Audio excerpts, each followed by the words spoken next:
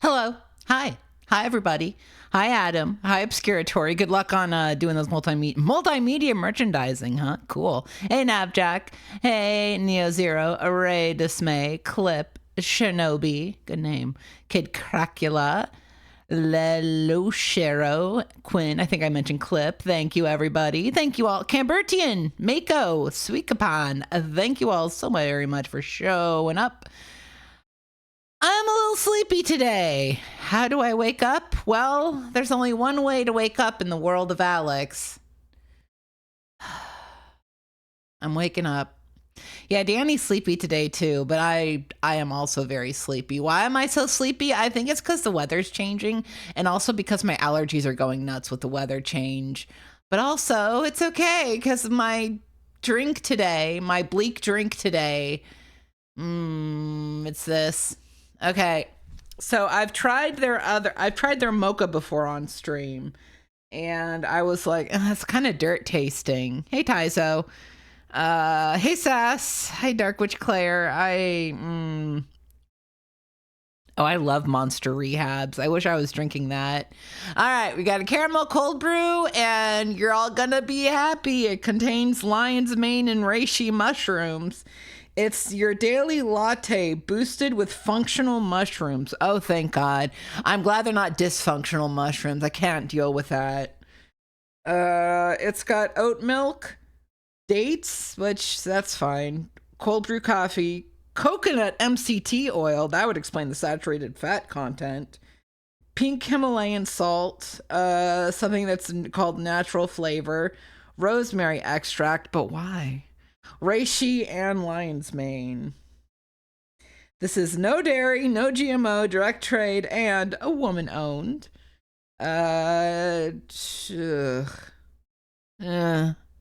Chat.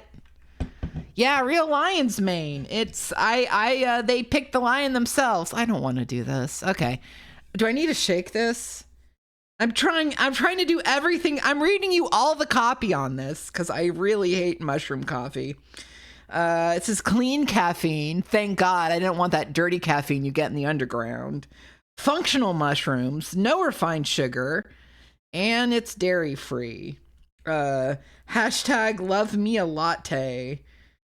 Enjoy chilled. I've read all the copy on this. I don't want to drink this. Running a little low on product. We are running a little low on product. I don't know what functional mushrooms mean.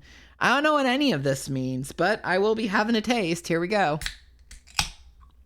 My life is nothing but pain. Okay, we're fine. We're fine. No, it's not that kind of functional mushroom, Dark Witch Claire. I wish it was. Well, actually, I wouldn't want to stream on hallucinogens. That sounds awful. They are like activate. You know how you activate something? I shit you not. You soak it in water. So I only learned about that because I had activated pecans, and I was like, what the fuck is this? And they're like, you soak it in water. And I'm like, okay, I guess that's activating it. I get activated when I soak in water. I'm putting this off. Okay, here we go.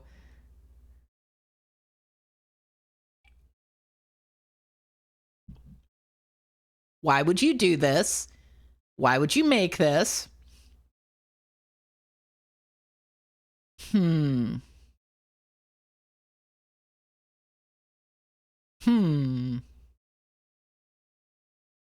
I guess that you could put this flavor in a coffee.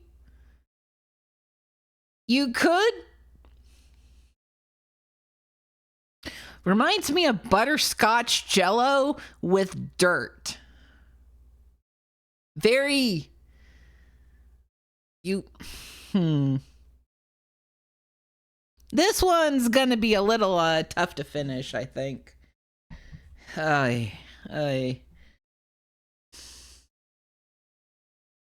Maybe.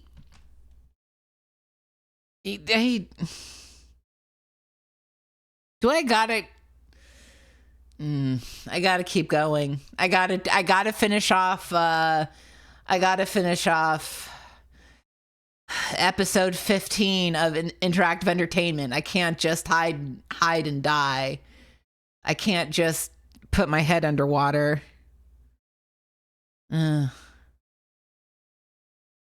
I gotta do this. Oh, God, why would you?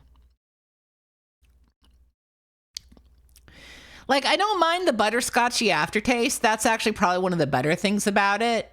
But it's like, you're like, okay, this caramel's kind of butterscotchy. And then you have a little bit more and you're like, no, this is... because I tried their mocha before and I didn't hate it. Because I feel like with chocolate, you can taste a little like dirt and it's fine. But I feel like with caramel in particular, you gotta be like, with caramel, you gotta be good. Listen, no, I've got this. Luckily, the second half of this is going to have the wheeling out the cart section. I've got some good stuff in the second half. But first, folks, there was so much good content, and I say content with disdain, but there was so much good stuff on this issue of Interactive Entertainment 15, our favorite multimedia magazine, that I had to go do it a second day. So this is part 2 of episode 15 of Interactive Entertainment. I wish. All right, no, there we go. Los Angeles, California. Gotta see the mimes home again. Of palm trees, movie stars, and more mimes than you can shake a stick at. Also home to a fledgling convention, the Electronic Entertainment Expo. While shows like CES feature just about anything you can plug into the wall, E3 is devoted entirely to game and entertainment products. Have no fear, like the electronic gaming industry is quite large enough to support its own show. As with any event like this, chaos reigns supreme.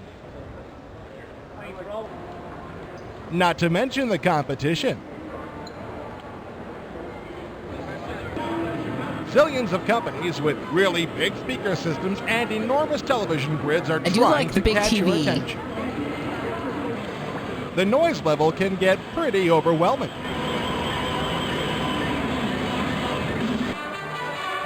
But you can always come out to the atrium and listen to a mariachi band while sipping a warm half-decaf cappuccino. Danny, did you see mariachis at E3 when you went? Did anybody go to E3 and see mariachis? It's not unusual to see folks dressed up in costumes to advertise their company's products.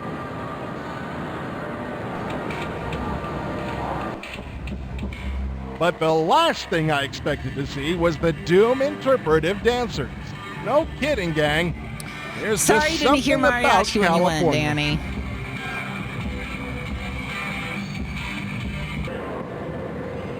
Something that apparently melts your brain. I do love the Doom dancers. I've actually seen video footage of that. You can get the lowdown on the Sonic E3 experience along with a follow. preview of Virgin's Big Buck Adventure Heart of Darkness and a profile of the orcs and humans at Blizzard Entertainment in episode 15 of Interactive Entertainment. Okay, so when we went through this, we went through everything but the reviews and previews. We went through all the E3 stuff, a lot of other stuff. So do look at the VOD. I think the VOD should still be on Twitch. If not, it's coming to my archive channel. So let's take a look at the articles. Oh my God, bad day on the Midway. Let's go. The residents are perhaps the only celebrities to gain their fame based on complete anonymity. While the eyeball-headed performers have been recording bizarre music and sound sculptures for over 20 years, their most commercially successful effort was last year's CD-ROM Freak Show, distributed by Voyager. Now the same creative team is hard at work on the follow-up Bad Day on the Midway, which is also the first project from fledgling company Inkscape. It will be on the shelves in time for Halloween. Freak Show let the player explore a traveling sideshow, watching the freaks strut their stuff and also getting to sneak backstage and read their private journals and such. Bad Day on the Midway is not just an interactive exhibit, but has a much more game-like structure. You can choose one of the Midway workers to experience the world through, and when that perspective is exhausted, you can soul jump to another character. While the residents describe this project as a cross between Twin Peaks and SimCity, creative director and Inkscape president Michael Nash prefers to refer to it as the Disneyland of the damned. There's an overarching murder mystery that you're trying to figure out. Every character sees it differently. Every character has their own set of traits, their own agenda, what their life is leading to. then there are interpersonal goals that open up between characters that become the wins of the game, the kind of fantasy escapes from the midway, the ways to get out alive, basically, that emerge. While trying to accomplish these interpersonal goals, the player has to find ways to maneuver around the unavoidable elements in life, death and taxes, literally. Ways that you can be killed, ways that the midway can be shut down for back taxes, and you have to avert those developments in order to stay in play.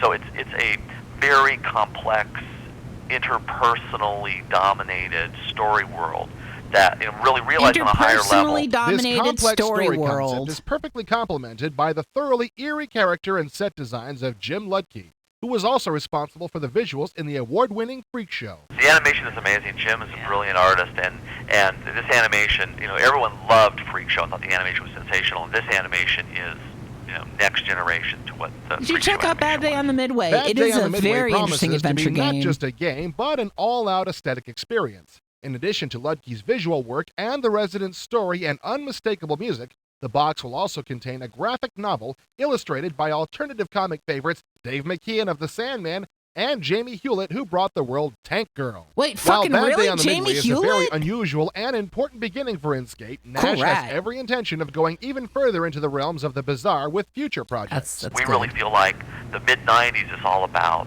the alternative becoming mainstream, the success of underground, graphic novels, comics like, Spawn being like the huge comics, movies like Pulp Fiction breaking through and, doing $100 million at the box office, alternative music, rap breaking through and being the chart-dominating, popular cultural content in music. Myst being a huge breakthrough title. On so many different levels you see it. I really think that from a business standpoint, the smart fair place point. to be is on the cutting edge.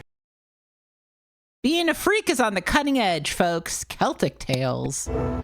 It's like this, Doctor. I was all set to review Celtic Tales, Balor of the Evil Eye, a role-playing strategy game that takes place in ancient Ireland. Yeah, I've heard of Krungo, it. thank you for the game where the player 18-month is cast Mo as the leader of a mentality. Celtic tribe, which must take over resub. or recruit all of the other tribes.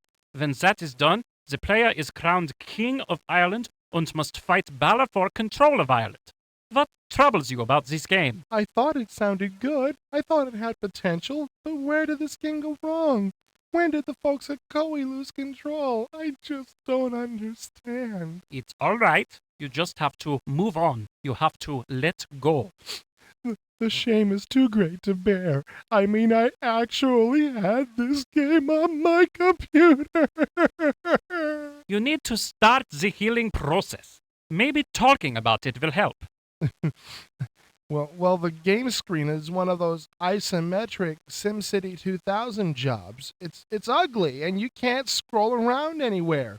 In each province, there's buildings like the Citadel and the Burg where you go to declare war and trade with other tribes and so on. You're doing very well. Why don't you talk a little about how the game works? Okay. You have other heroes under your command, warriors, druids, and bards. You give them jobs to do for the entire month, like cutting wood and herding cattle. You can also send them out to explore other provinces or trade with other tribes. Good, good. Now let's talk about what's really troubling you. Well, Celtic Tales plays really slow. Interactive Not Entertainment slow with the had some computer is fun with it, concerned. didn't I mean, they? gameplay is slow. It takes forever to get anything done. It's just the same stuff over and over.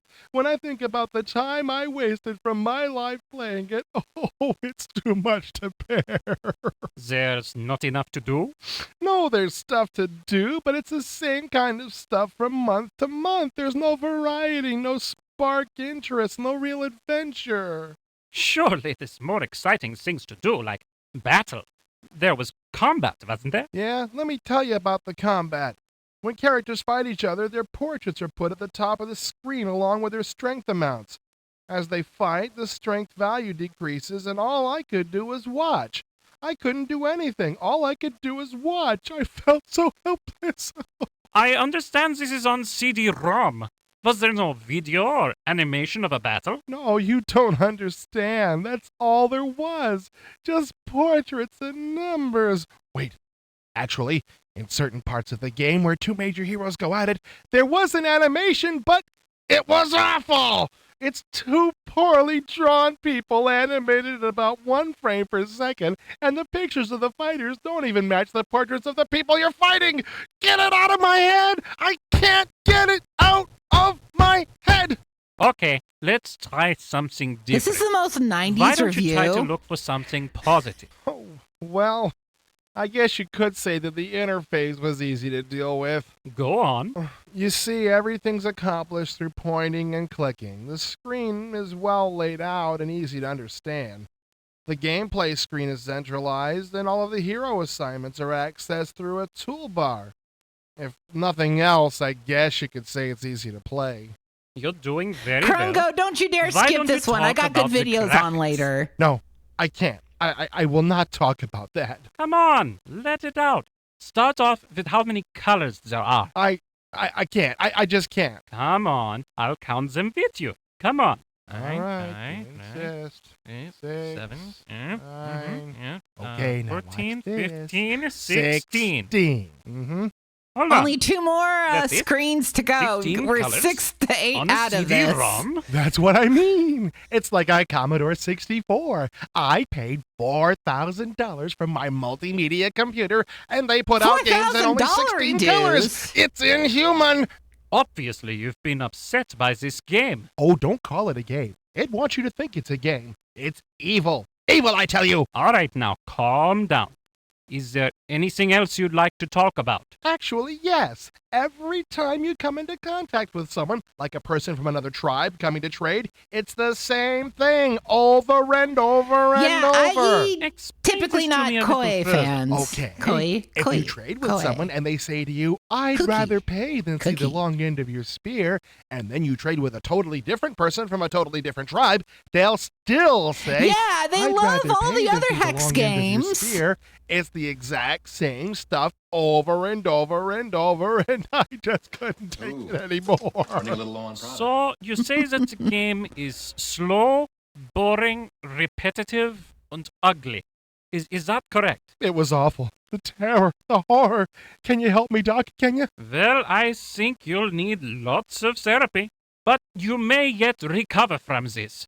I just wonder how many other unsuspecting souls are out there that this monstrosity called Celtic Tales has yet to claim. In the name of all that's good and pure, how could someone create such a thing and expect good, honest people to use their hard-earned spare time to plumb the depths of such depravity? Some things are better left unknown.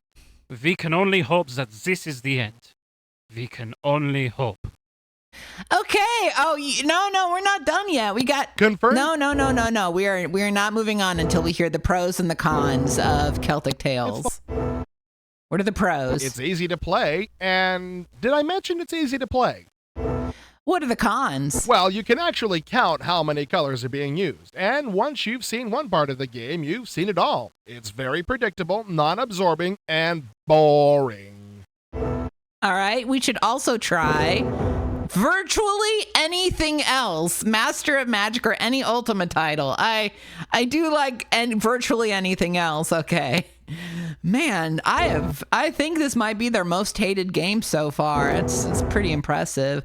All right, let's check out Confirmed Kill, which is an airplane game, so they're going to love the shit out of this. Confirmed Kill is finally up and running on the internet. I say finally because I've really been waiting for a chance to play this combat sim, which features World War II models of planes in an online environment that will allow hundreds of flyers to go at it at the same time. Actually, the designers say they don't know exactly how many players will be able to participate at once, since they haven't maxed out the system yet.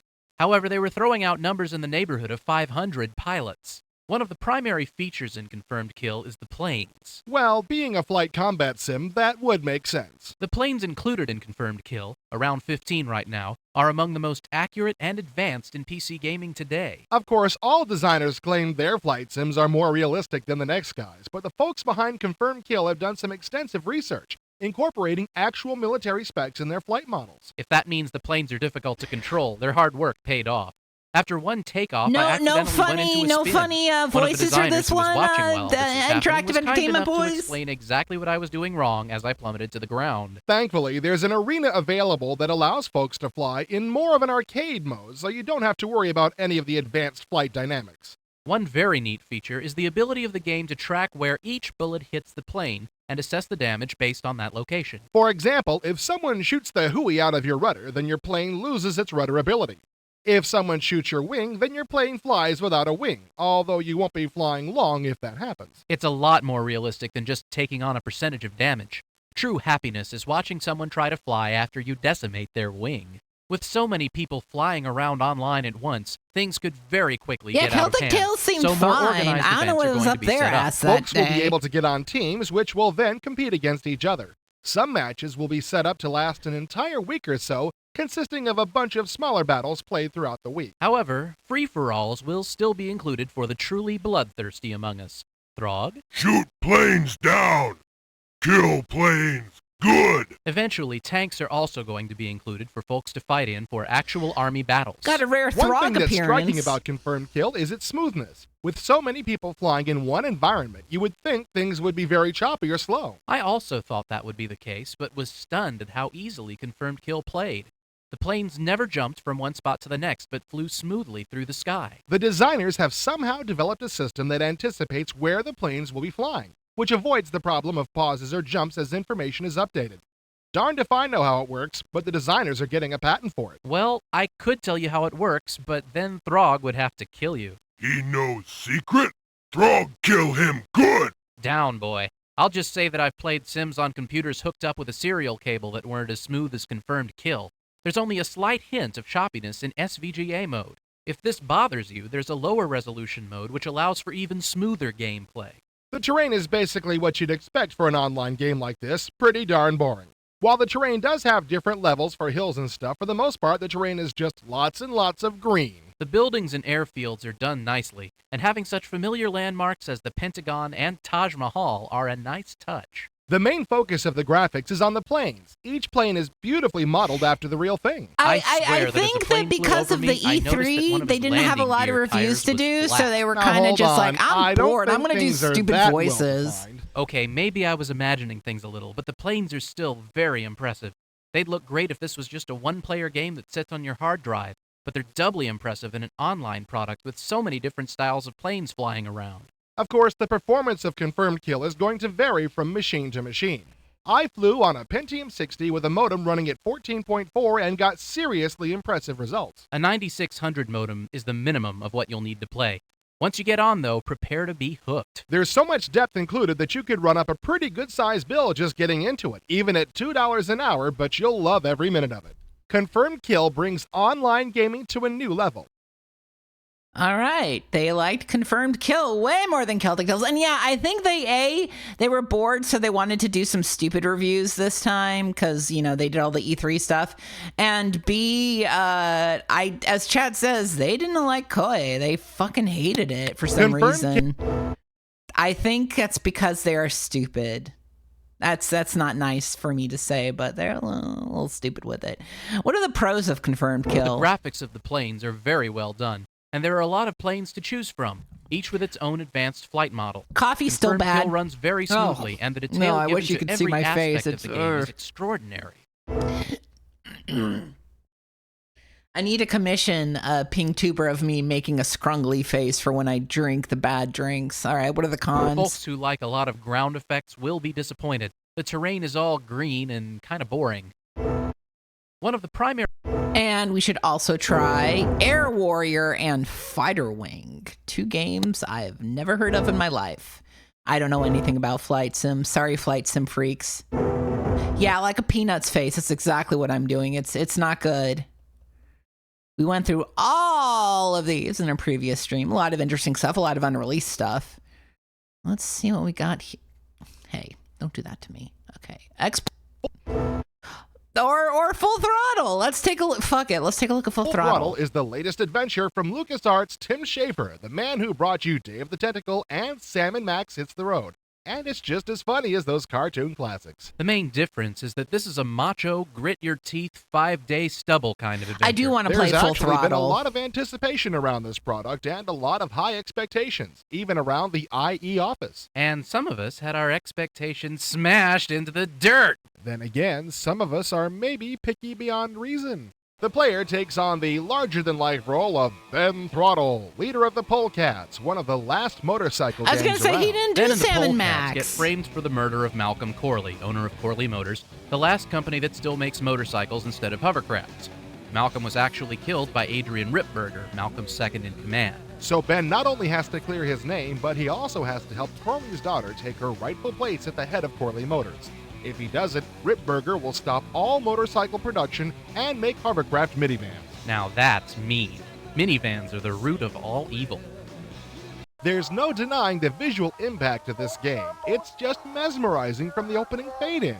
It almost has the look of dark cartoons like Eon Flux. It certainly has that dark sense of humor. Players with even the remotest sense of irony will find themselves rolling on the floor at Ben Throttle's philosophical soliloquies. Yeah. When I think of Marine, I think of two things: asphalt and trouble. Think of Raymond Chandler as a character in Easy Rider. There's also an appropriately rockin' soundtrack by the Gone Jackals that we'll have to do in place of Steppenwolf. There was a lot of promotion of the Gone Jackals in this game, but I didn't think their stuff was that memorable. Maybe it's just the contrast, but the one song that really stood out for me was done by a different group. It was a little country number by Chitlins, Whiskey, and Skirt. Thank the Lord each day for the apocalypse. Funny stuff. Speaking of funny stuff, there's just no faulting the casting on this game.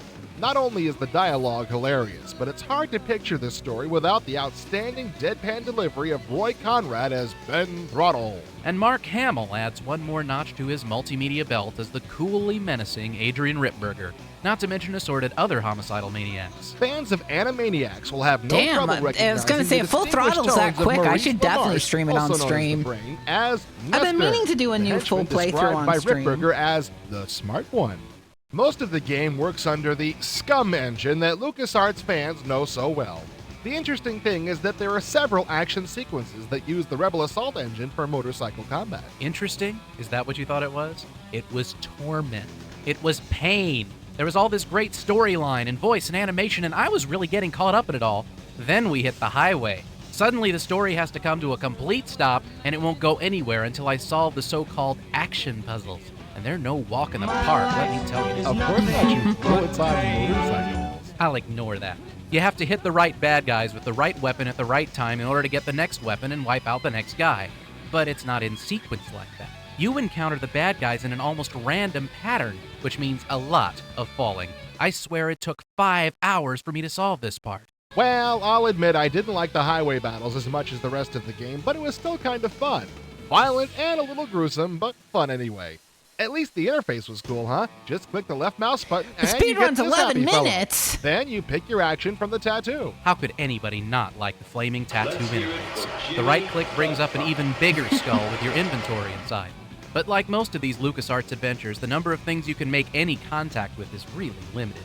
And you'll definitely have to play that enchanting game of Hunt the Pixel in order to win. Why can't people just leave all the available items out in clear view? I'm with you, There's dude. so much action in this game that LucasArts decided to break their adventure mold and actually make it possible near the end for the main character to die. Outrageous. No. What a discouraging thing. Of course, since you actually need to finish the game, you come back to life right before you made your fatal mistake. If they're gonna have the character die, it should mean something. I can't believe they just take it back like that. But overall, this game is quite a rush and an exciting piece of work. Action and humor from start to finish. I think Full Throttle is a fine addition to Tim Schafer's resume. Wait a minute. Don't put on the closing soundbite yet. I have one more major complaint about Full Throttle. It's too short. How can you say that? The story is as tight as a drum. Any more material would have just been filler, and it would have diminished the end result. I don't care. I expect more bang for my buck. I finished this sucker in just over 2 hours. I thought you said the combat scene took you 5 hours. Yeah, 5 is more than 2. That's what I said. Anyway, I wasn't counting that part. All right. But what are the pros? You will not be able to look away from your screen. The cinematic style goes beyond striking into the realm of the fantastic. It's funny, it's action-packed, and all your friends are going to want to play it. Hooray, but what are the cons? While the idea of using the Rebel Assault engine for action puzzles was an interesting one, I think the experiment was something of a bust. The puzzles get in way of the narrative. Also, it's a bit on the short side. 1 or 2 determined weekends and you're done. I do need to play The Dig, too. That's the game I really want to try. We should also play Day of the Tentacle and Salmon Max Hit the Road. I've played both of those. I haven't beaten Salmon Max, but I did beat Day of the Tentacle. It's me bragging about beating a LucasArts game, God. All right, let's check the article list again. We already watched the Heart of Darkness preview. Let's do Machiavelli, the Prince. Henry Kissinger once said, "Power is the ultimate aphrodisiac." Henry Kissinger?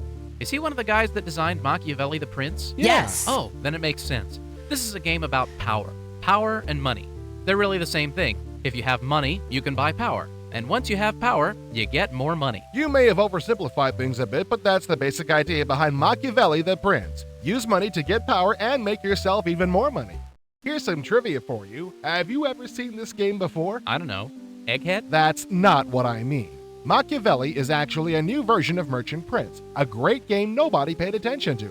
Microprose is re-releasing it with a new name. Have they changed anything, or are they just trying to rip us off? They've only made minor changes, but no, they're not trying to pass this off as a new game.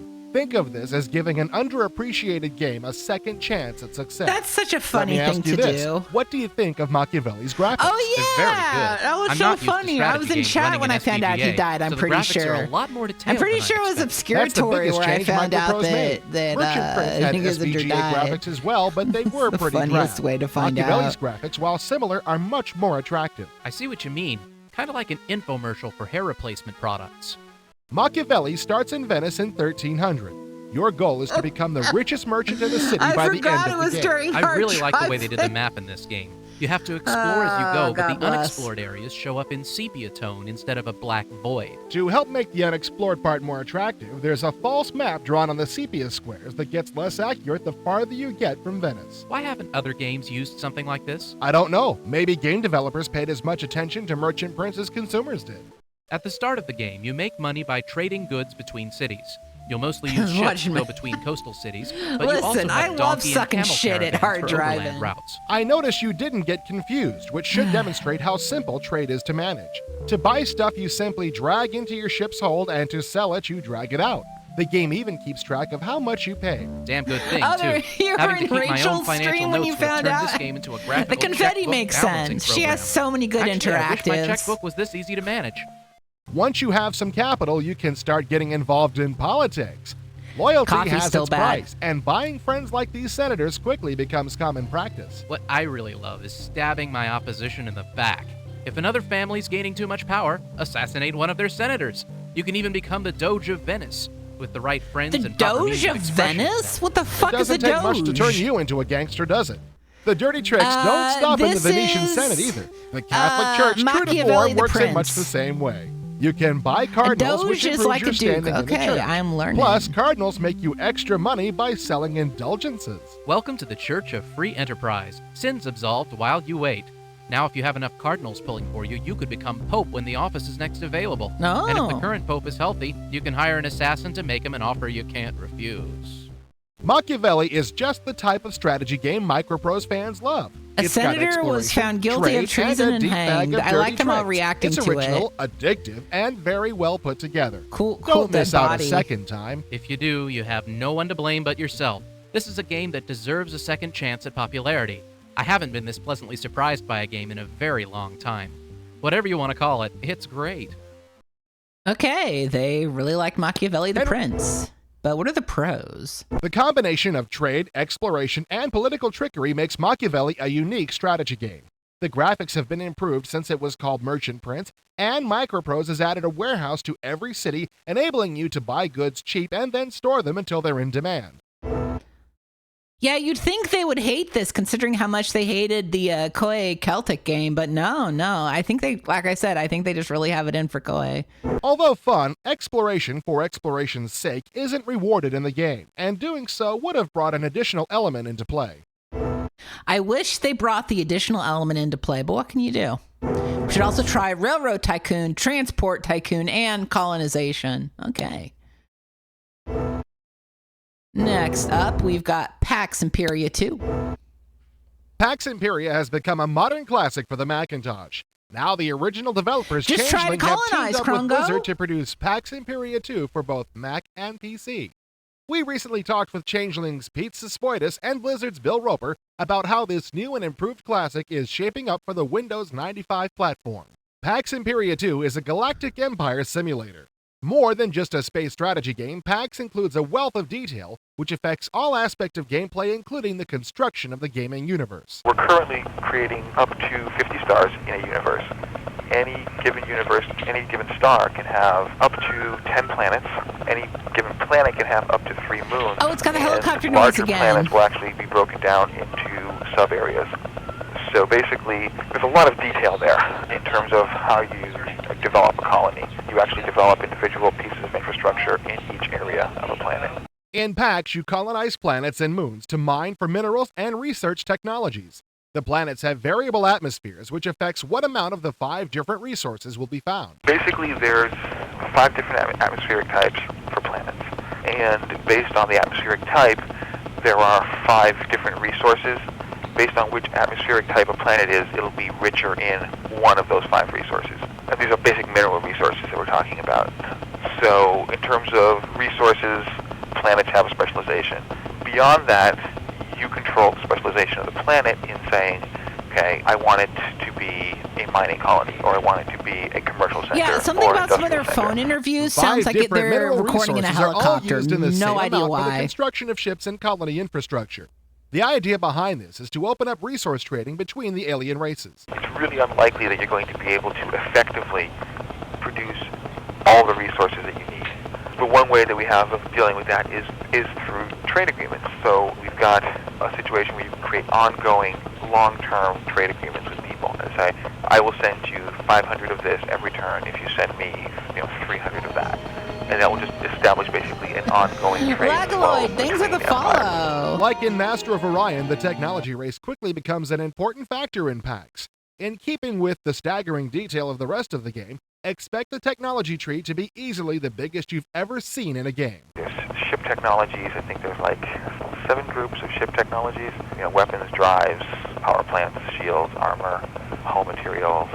So you've got those categories for ships. Then you've got medical technology, production technology, new structures that you can build. So you can eventually build space stations and star bases and weird little jump points and whatever else you can think of to add in there. So each of those categories then has items. They sound like they're underneath it, following which the are O.J. broken up Simpson into a Ford tree. Bronco. Currently, I think we've got about 500 technologies, distinct technologies. That'll probably be up around 1,000 or 1,500 before we're actually finished.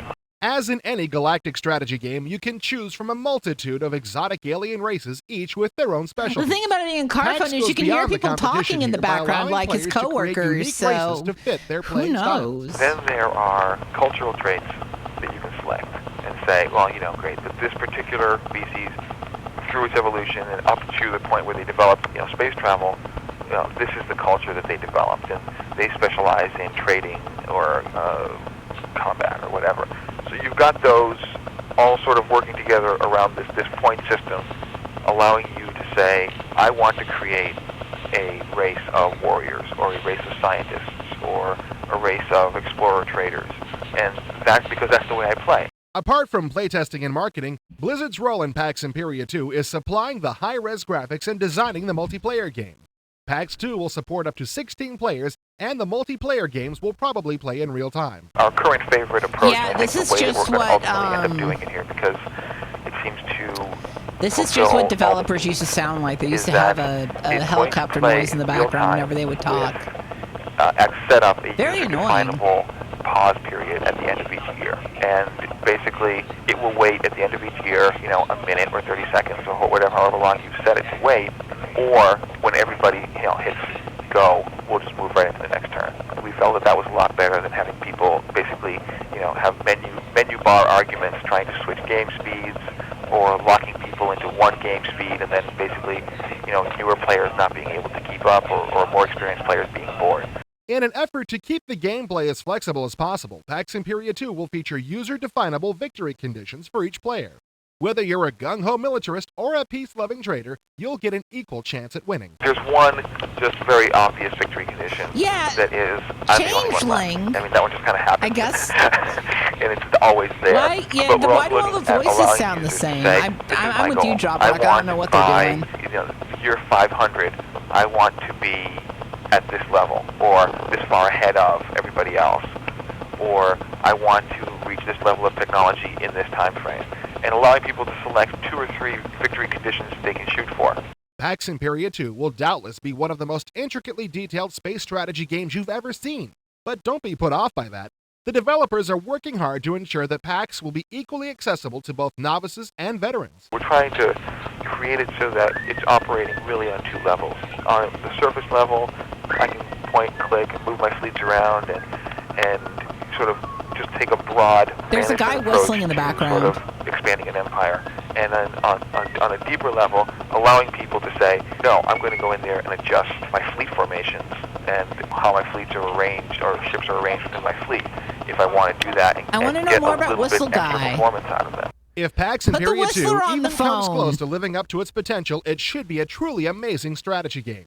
It takes the time-proven genre of space strategy and adds more detail and user control than you're likely to find anywhere outside of a hardcore hex-based war game, all in an attractive, user-friendly package. Shipping at the end of the year for Windows 95 and Macintosh, expect PAX Imperia 2 to redefine the PC space strategy game. All right. They think PAX Imperia 2 is going to be a big one. Let's see Sim Towers review. You know, I was dreaming the other day about a game designer, and I decided that if I were going to develop a game, it would be about fast cars, loose women, big guns, and lots of things to blow holes in that aren't protected by the ACLU? No, actually, I was thinking elevators. Elevators? You know, how you're always waiting for them and wishing that whoever was responsible for programming them wasn't such a moron. And wouldn't it be fun if you could build your own building and finally make elevators work the way they're supposed to? Isn't that a great idea for a game? Oh yeah, I'm wetting myself in excitement.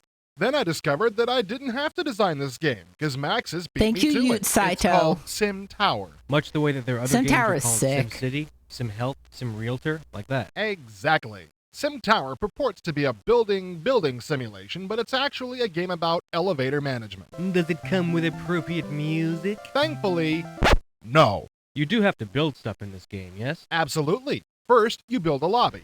Then you can build stuff on top of the lobby. Like what? Well, like office space, fast food joints, or condos. Manage them correctly, and these will generate money for you. What's managing them correctly involved? Basically, making sure the little sim people that live and work in these places can get to and from them. Ah, in other words, Elevator management.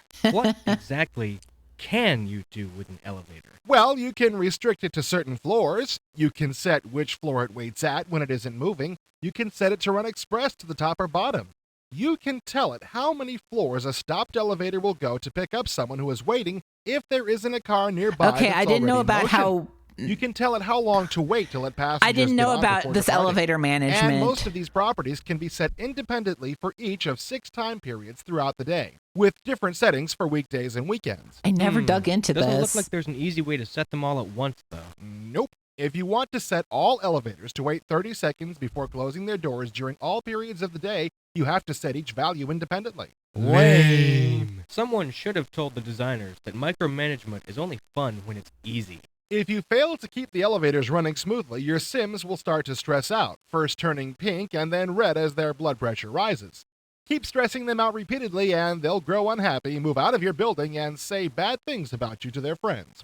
On the other hand, if you keep them happy, your construction will accumulate prestige, growing toward a 5-star rating, and ultimately, the holy grail of architecture, the tower designation. So talk to me about building. One thing I noticed is that you can't click and drag to fill a floor with anything Sounds like a other different than lobby guy space. who he's That's a doing this bummer. with. Yeah, it already works for placing lobby sections. Why not for offices, condos, and so on? Placing each unit by hand gets to be a real pain, especially since the clock is ticking away while you do it. Anything else annoying about the interface? I'm sorry that No, your it's friend mostly tricked you okay. and fucked Wait, up your no, file, and now there it's a is one roach other tower. thing. On the Grungo. balance sheet for your tower, they didn't have room for all the values of the numbers for income and expenses. so they abbreviated them. What's wrong with that? The smallest sum you can spend is $100, so they divided the values by 100, whacked 2 zeros right off the end. That's pretty counterintuitive. Why didn't they just go the extra mile and divide by 1,000? They'd have to stick in a decimal for some of the values, but still. I know. At least you'd be able to read it without calling a major conversion subroutine in your brain. Well, we've bashed the interface pretty hard, but is the game any fun at all? Actually, it is, but the interface could really use an overhaul. Yeah, It'd be whacking nice the to see zeros, that's some what I'm doing. simplifications to the controls for programming elevators, seeing that they're the focus of the entire game. Why can't I simply tell my elevators what to do in some language that resembles English? I mean, floors closer than moving cars is explained in the manual and in a README file that accompanies the game.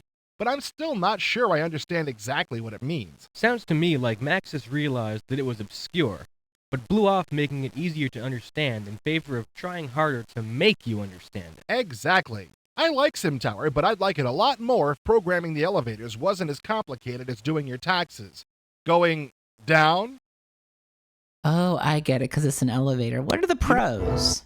SimTower puts you in control of your own domain, sating those megalomaniacal urges we've all had to suppress otherwise. The graphics and animation are good, and the game is reasonably fun to tinker with. And let's not forget that it runs under Windows. I do like running under Windows. The degree of actual control you have over your tower is limited to building things, setting prices for them, and making sure there's sufficient elevator traffic for your Sims to get where they're going. What's worse, the building interface doesn't support drag and fill consistently. Yeah, I know, a complicated element in a is sim? nightmare, requiring dozens of mouse clicks to set the properties of a handful of elevator shafts. We should also try SimCity 2000, Rags to Riches, and Theme Park. Is that the Commodore 64 Rags to Riches? That's such a good game. I do like Theme Park as well. All right, what's next on the docket? Slipstream 5000. Slipstream 5000 is the latest release from Gremlin, a futuristic action racing game with combat. Oh, you mean that type of game that always promises you intense arcade racing but never quite lives up to that promise? That's it. Slipstream may not be all it can be, but it's a lot more than most other games of its type. This is definitely the best action racer I've seen in a long time. It's got some problems, but it's not Zephyr. In Slipstream, you race hovercraft armed with a wide array of weapons. There are 10 hovercraft to pick from, each with their own pilots, but they all perform the same. I was hoping each ship would perform a little different, but that's not the case. It's not a big deal. But it would have been nice. Yeah, it's something they could fit into a sequel. There are 3 modes you can play in: practice, single race, and championship. This is the biggest problem I have with Slipstream. Notice how some of the courses are grayed out? That's one of the first things I did notice. I installed the game, and in practice and single race modes, I could only play on one track. That's because you have to play the first track in single race and finish in the top 4 before you can race or even practice the next track. And so on and so forth. That's completely Rags to Riches, a Plus, financial market simulation. Okay. All you designers out there, the Commodore make a 64 one is amazing. Play that game, chat. Never do silly things like this. Never, ever do silly things like this. Never, ever do silly things like this. Once you get up in the air, Slipstream will make you forget about the foolish course selection lockout. Racing Slipstream is fun, fun, fun. Till your daddy takes your hovercraft away? Don't be saucy with me, Bernays. Okay, but you're right. As soon as I started racing, I was hooked. Slipstream will never pass as a flight sim, but who wants it to? Not me. Slipstream is simple entertainment. No strategy, no complex systems management, just speed and shooting. We should talk more about the shooting. Combat isn't Slipstream's strongest point, but it's better than you'll find in most arcade racing games. In championship mode, you earn prize money for each race, which you can spend on better weapons that can cause damage to either engines or controls. Every weapon is somewhat guided, so you can still shoot people Felt down really while slow, hard to control. AI will just randomly blow you up. That sounds about right. Not bad. During the race, you can shoot down other racers or drone vehicles to release power-up icons. These can give you extra money, boost your speed for a few seconds, fix your damage, or they can really screw you up. There's one icon to avoid. When you pick it up, it completely reverses your controls. So what you're saying is it makes you feel like you're playing Zephyr instead? Very close, they but only for a hate couple Zephyr. seconds. What the Cruelty fuck? can be fun in small doses. The best part of Slipstream 5000 is the racetracks themselves. When have you ever had the chance to race through Coffee's the still Egyptian bad. pyramids before? Well, under penalty of death, I'm not allowed to discuss it. Here, have a stress pill. From the Grand Canyon to Zephyr the streets sucks of ass. Tokyo, Zephyr is a Slipstream mess. is I full trust of great scenery. Bob And the race courses are and very Scary well Tori, I designed. trust you both Actually, about it's kind this of novel being for a racing game shit. to have actual race courses, unlike Zephyr. What? Did I overuse the running gag? Yes, Slipstream 5000 has its share of faults, but Fucking none of them jump keep it from scare. being loads of fun to play. I hope Gremlin has plans for a sequel. That could fix some of the problems and turn out to be an even better game. What would they call it? Slipstream 6000? Maybe Slipstream 5001, a race odyssey? With potential like this, who needs other product lines? All right, but Slipstream. what are the pros? The racing action in Slipstream Yeah, I is know what that very sound smooth, was and the either. combat system is better than in most games of this type. It was The it was from race courses are Interactive well Entertainment, designed though, with a not good me. balance of straightaways, sharp corners, and claustrophobic tunnels. Exotic locales like the Grand Canyon and the Egyptian pyramids make for some great eye candy. And what are the cons? You must place at least fourth on a course before you can even practice the next one. The 10 different hovercraft differ only in appearance and not performance. The sensation of speed, while decent, doesn't come close to matching your ship's speedometer. We should also try Cyber Race, Mega Race, and the much hated Zephyr. Okay, I guess we gotta try Zephyr. All right, next up, it's time for a preview of Stone Keep. No, we're not doing the underappreciated zone yet. I don't even know what that is. After 3 years of development, the folks at Interplay are finally Yeah, they said ready to Zephyr talk sucked, about but they're their like, yeah, forthcoming play role-playing Zephyr. epic, Stone Keep. Recently, we had the opportunity to speak with Mike Quarles and Chris Taylor from the production team. With Stone Keep, the designers set out to create a unique RPG experience. Mike Quarles explains. I want the person to really feel like they're there. And I felt a lot of the games didn't do that. Most of the time you mucked around with the interface. You change into this mode, you change into the get mode, you change into the eat mode, you change into the combat mode, and we wanted to do away with all of that. The interface has been designed for maximum ease of use and minimum disruption of the fiction. Your view is full screen with few fixed objects to distract you. We wanted to maintain a full screen dungeon. We didn't want to switch to other screens to equip the person. We didn't want to have little icons. We didn't want to have anything there that reminded you of a computer. We wanted to actually put the clothes on the guy, put the weapon in his hand. As in any RPG, you'll spend a lot of time fighting things. Since Stone Keep maintains the same view at all times, this necessitates first-person, real-time combat. The designers have taken care, however, to avoid the pitfalls into which other RPGs have fallen. We've taken a lot of adventure game elements and a lot of, not arcade game, it's not really an arcade game, but there is real-time combat, but it's handled in a nice, unobtrusive manner. It's not forcing you to just pound the keyboard, which a lot of RPGers hate. To create this experience, the designers decided the game needed an excellent story. Professional screenwriters were brought in to write the script, which tells the story of a young man's search for justice. Storyline is you play a hero called Drake. Who is this Many nude years before the start of man? the game, your city, your village is destroyed by this darkness. This I looked away malevolent for a force. second And, to check my. You return to I destruction just. to see what happened, to see what you can find. And He's so. one of the lost goddesses of this planet. We've got this whole backstory. Oh, are that we gonna talk probably about the a little man? Too involved to go into here, but this lost goddess comes up and says that you have to do this task for her. You have to free her brothers and sisters, and she takes you down into this darkness, this pit of darkness that the lost city of Stonekeep is. And to do that, she takes your soul out of your body and sends you on this quest, and it's pretty involved. But that's not the full story. That's not exactly what's going on. And as you play the game, the real story comes out. Chris, what are you fucking talking about? Why are these people doing what they're doing? Today, we would take the 3D rendered dungeon interior for granted. But in the early days of the project, the technology to create the artwork simply didn't exist. We first wanted to make the backgrounds look more realistic than Bard's Tale, which was my first project at Interplay. We wanted to do something that was more mathematically accurate, so we looked into AutoCAD to get the bones, you would say, of it, the skeleton of it. And somebody said, well, there are these rendering packages just starting to come out. Why don't you try some of those? Try these rendering packages. Wasn't good enough to create the monsters at the time, however, Mind-boggling so the effects. designers had to resort to more creative methods to design them. Our first attempt was a skeleton. We wanted a skeleton for an RPG. We were still working on design. We weren't quite sure what creatures were going to be in it, but we knew we had to have a skeleton. So we bought a skeleton. Lucy, as our lead artist calls it. We bought it, we created a blue suit, and since he was so attached to Lucy, we decided to mount Lucy onto him. Given all the energy invested in making Stonekeep look good, it only makes sense that careful attention was devoted to making it sound good as well.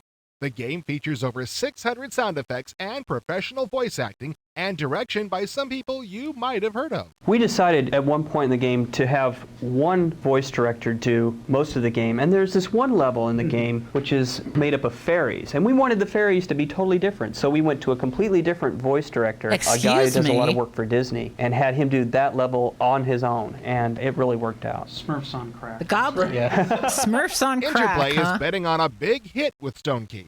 With state-of-the-art graphics and gameplay backed by an involving story, the plan is that it will revolutionize and revitalize the RPG genre. Right now, the game is fairly complete. The developers are merely polishing. Will such attention to detail pay off? We'll see in September when Stonekeep hits the store shelves. Okay. Next up is a section called the Underappreciated Zone, something that is new to this issue. I am so curious. Chat, what do you think the underappreciated zone is? It's not going to be Koi, I tell you that. Hello, and welcome to the Underappreciated Zone. This is a new monthly column full of short takes on games that didn't have their own full-length review here on IE, but you should be aware of them anyway. Okay. This also lets our beloved editor make errors in judgment without incurring the internal wrath of a horde of disgruntled game reviewers. This month, we'll focus on 2 good games that didn't get a lot of hype, as well as 2 add-ons for a modern-day classic. First up is Super Carts, a game from Williams published by GT Interactive. This is a perfect game for those days when a detailed it's just strategy like game is Quibi. more than you feel up to. Super Carts is an arcade-style go-kart racing game that doesn't take much thought, but is still loads of fun to play.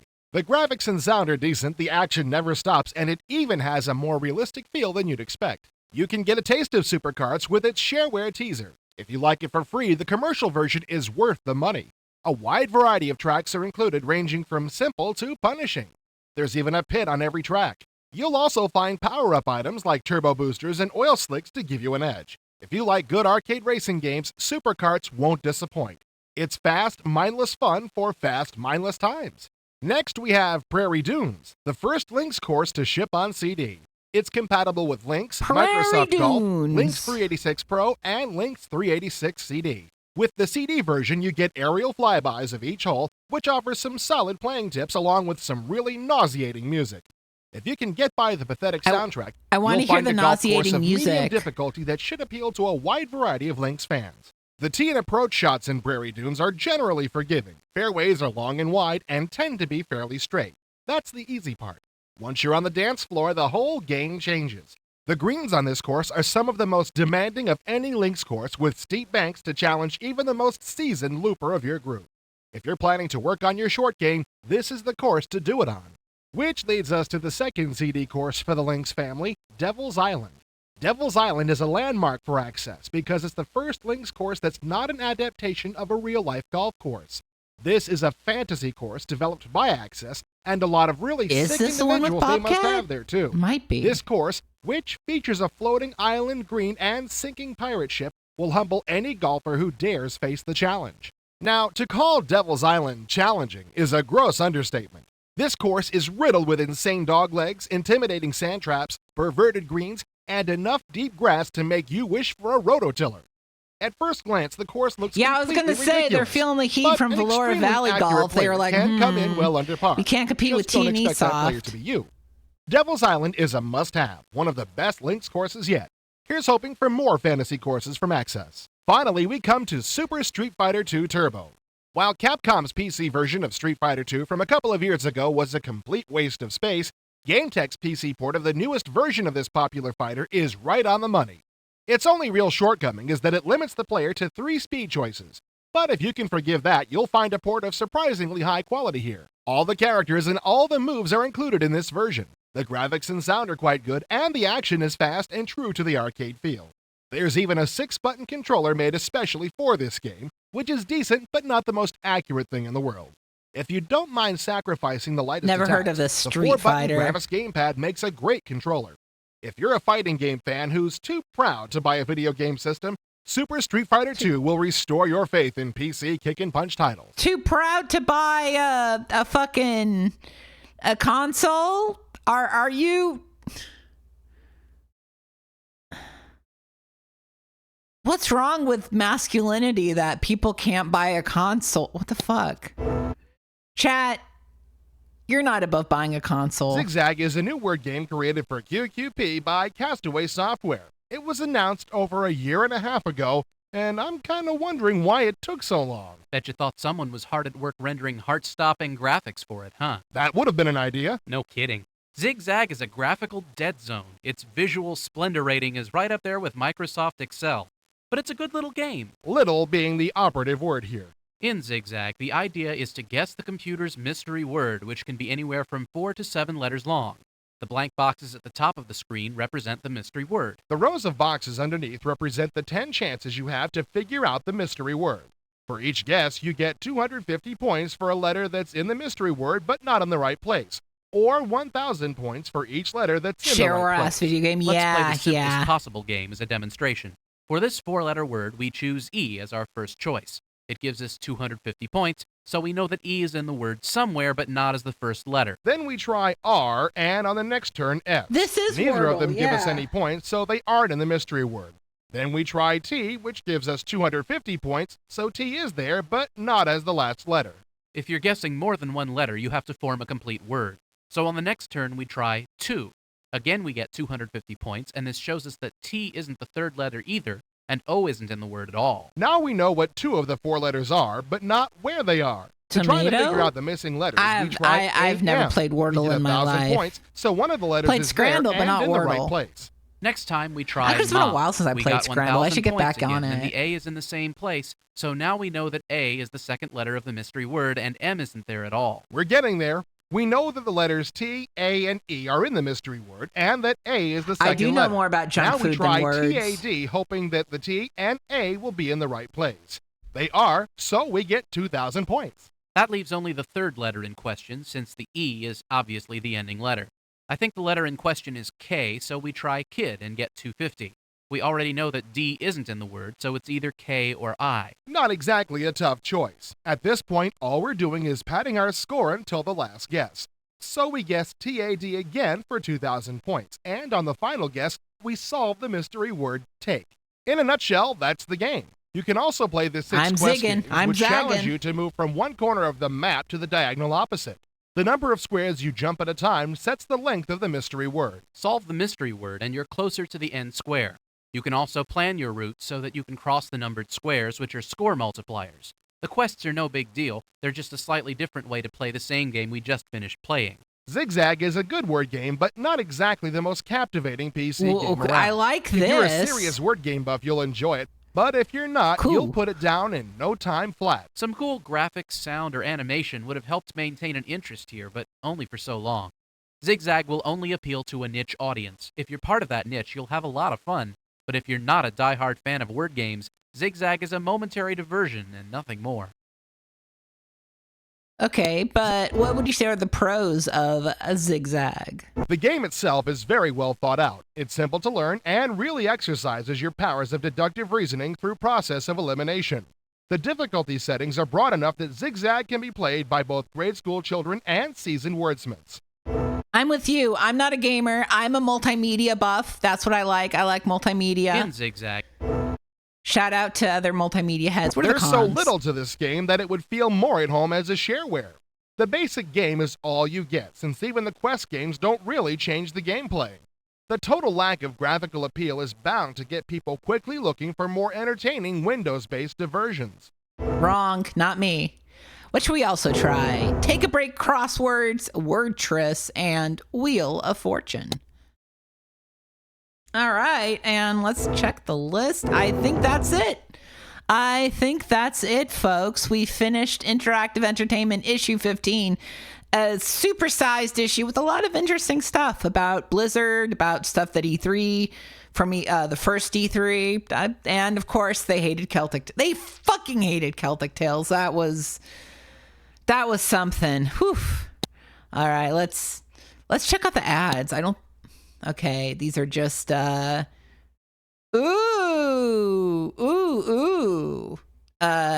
police squad. Why would you say unavailable if it was? Okay, never mind. I don't need to know. Let's exit. Coming up in a future episode of IE, we'll take an inside look at Tech War and our exclusive interactive interview with William Shatner. Our company profile will feature Interplay, and we'll take a look at the progress on LucasArts' newest adventure, The Dig. See you next time, Cyberfans. All right, Cyberfans, I think that's it for Interactive Entertainment Issue 15. Thank you all so much for sticking with that. We, aside from the really bad review of Celtic Tales, I think that was a pretty interesting issue. I am very excited for the next issue where we get to learn about Tech War. That'll be coming next month, so get excited for that. And yeah, let's shut down the PC here. Take it away, Xena.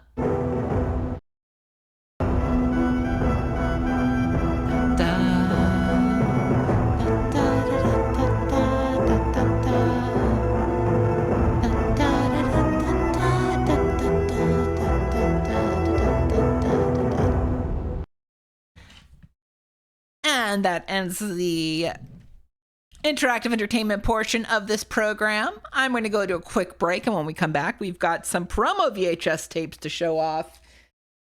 They are the one from Sega is very interesting, and the rest of them they're pretty interesting too, I think. So yeah, get hyped for that.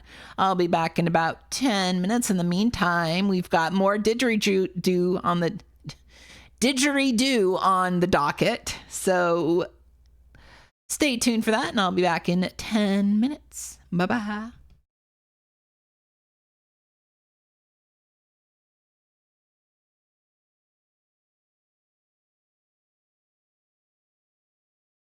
Start slowly, tucka-ta-tucka-ta-tucka-ta, and increase your speed.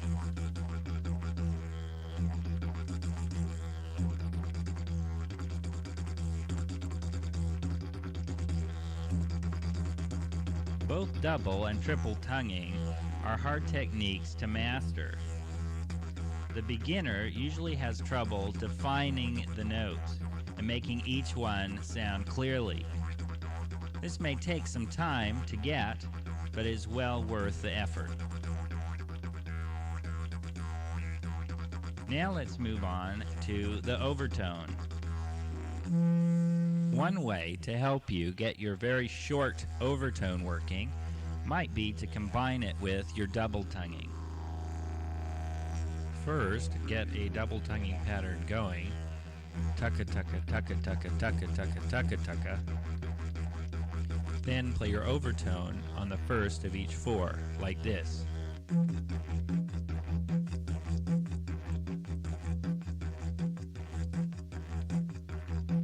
Remember, when you play that overtone, give it a little extra boost of air with a tightening of your lips.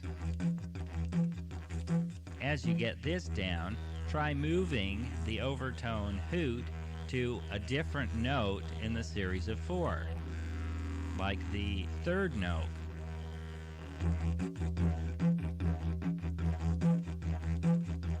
Or the fourth note.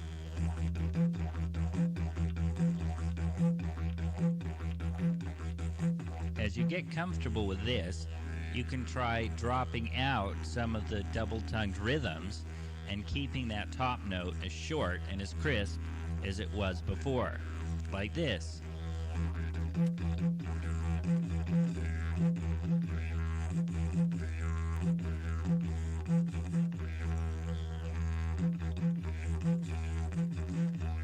Now try the same thing with your triple tonguing. Start on the first beat of the triplet.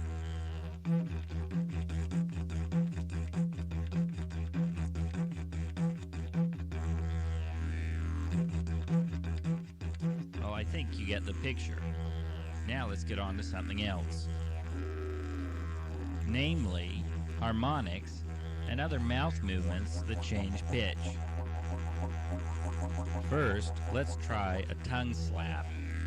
Start out with your kangaroo bounce But instead of a gentle hop, propel your tongue all the way to the back of your teeth and let it smack there. So instead of boing, boing, boing, you'll actually be getting a sound like boing, boing, boing, boing. On the didgeridoo, it sounds like this.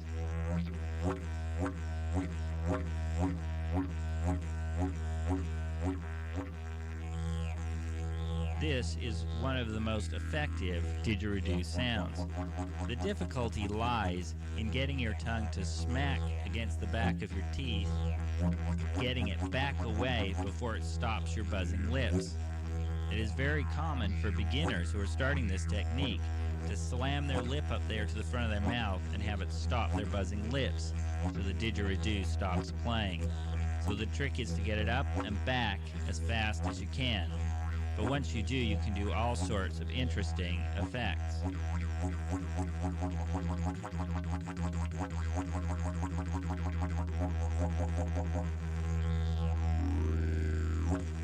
We learned another related technique when we were just beginning circular breathing. Remember when we were making a sound like spitting out watermelon seeds by using our cheeks to buzz our lips?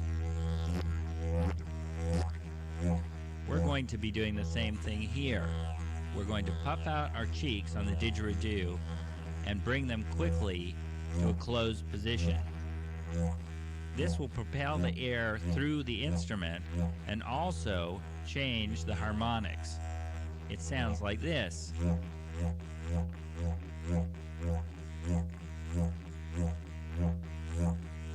Although it may sound as if my tongue is again going up towards the front of my mouth, it's not.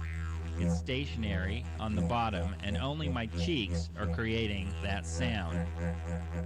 It's another great technique to use while you're playing didgeridoo. A variation of this is to keep one cheek in and just use the other cheek to do the slapping sound. Try messing around with some of these techniques, letting one cheek out and in like I suggested on the first side. This time, be a little more forceful and try some really hard exhalations as you move your cheeks in and out and see what sort of sounds you can get.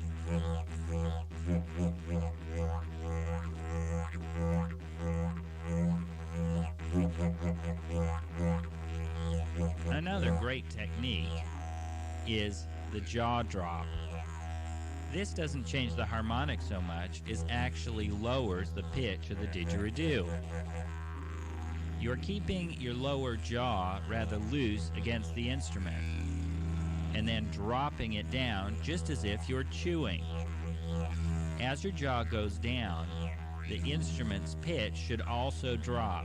You're trying to make a slight bending sound. It sounds like this.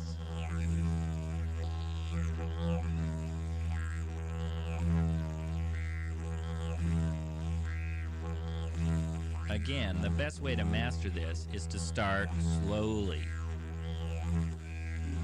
Let your jaw slowly drop as you loosen your lips to see how far you can make the pitch bend. Then tighten them back up again to raise the pitch. As you get more proficient, you'll soon realize that it doesn't take all that much of a jaw drop coupled with the loosening of your lips to create quite a pitch shift. And you won't have to go too far out of your way to make this technique work.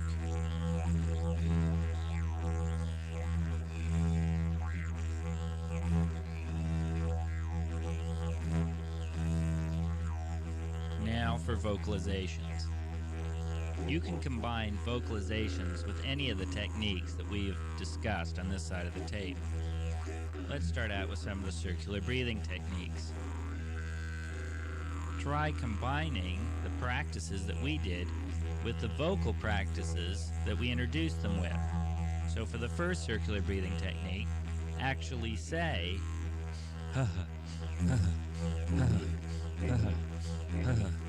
while you do it and see what sort of sounds you get.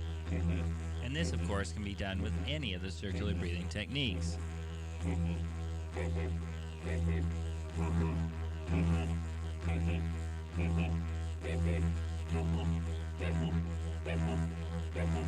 Vocalizations can also be used with double and triple tonguing.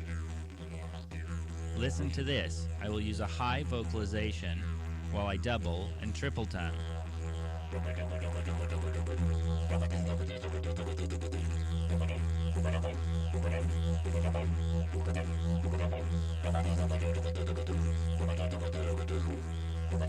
You can also vocalize the tongue slaps or the cheek expulsions.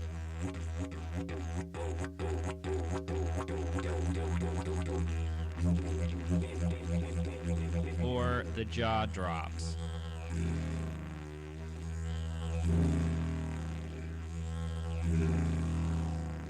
These, of course, are only a few examples of the pitches you can sing while you use these techniques. Try a wide variety and range of pitches and volumes to see what the best is for you.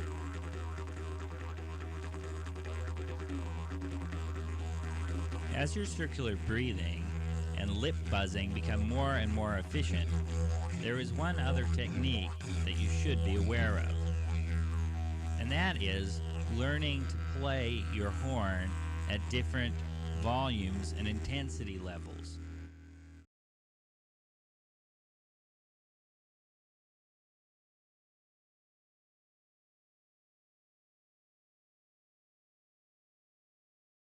I'm here, and it's time for promo videos. Did you like learning all about the tongue things you need to do? Also, what is it with videos that I show off that talk about tongues and things like that? I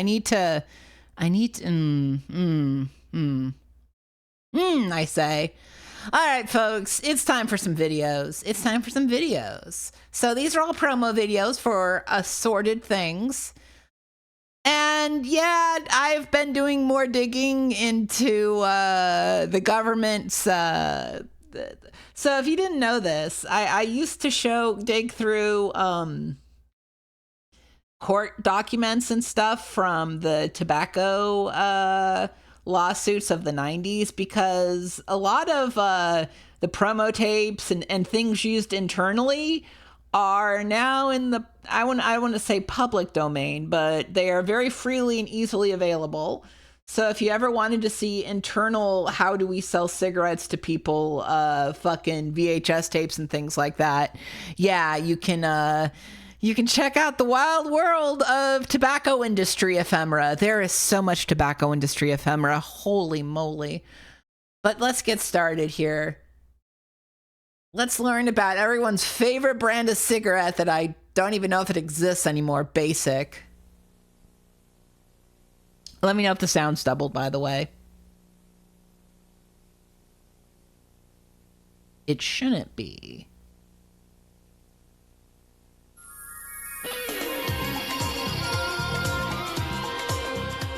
Be prepared. It is time for the Psychic Hotline, where all those mysterious questions about your future you can have answered over the phone by the world's most powerful psychic. Today's substitute psychic is Master Xanadu.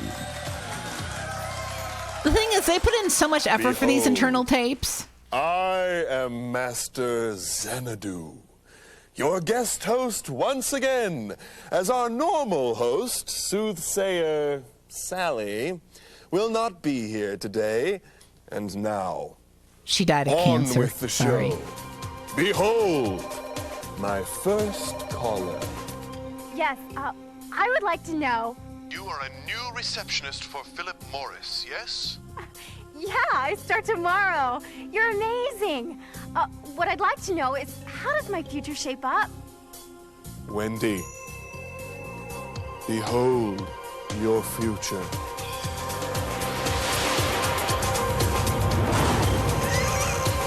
At first, your job will seem nothing out of the ordinary, but then Philip Morris will introduce the basic cigarette in the box, and the demand for it will be so huge.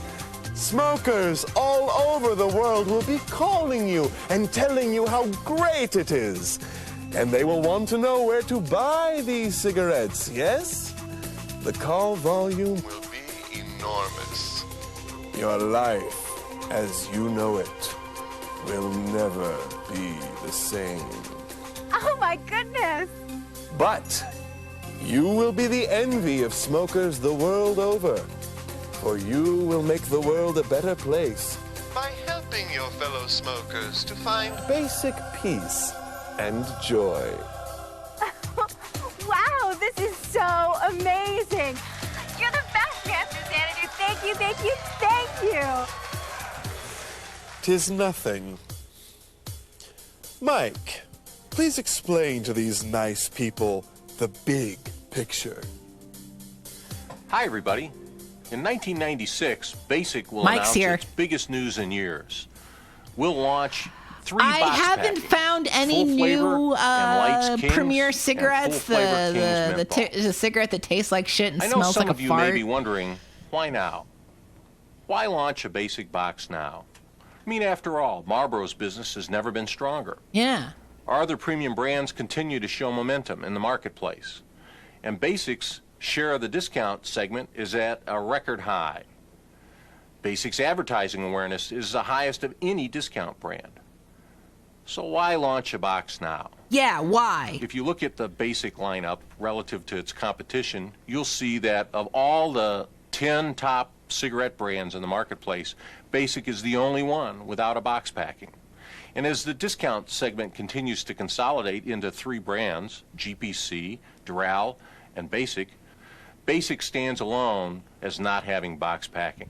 God damn it, they If need you a look box. inside the discount business, what you'll see is that BASIC shares the weakest in the markets where GPC Yeah, and Doral the have video the quality in this one isn't so great, which is real interesting to alone watch gives him us a go good in and out rationale for launching a of color. BASIC box into the marketplace.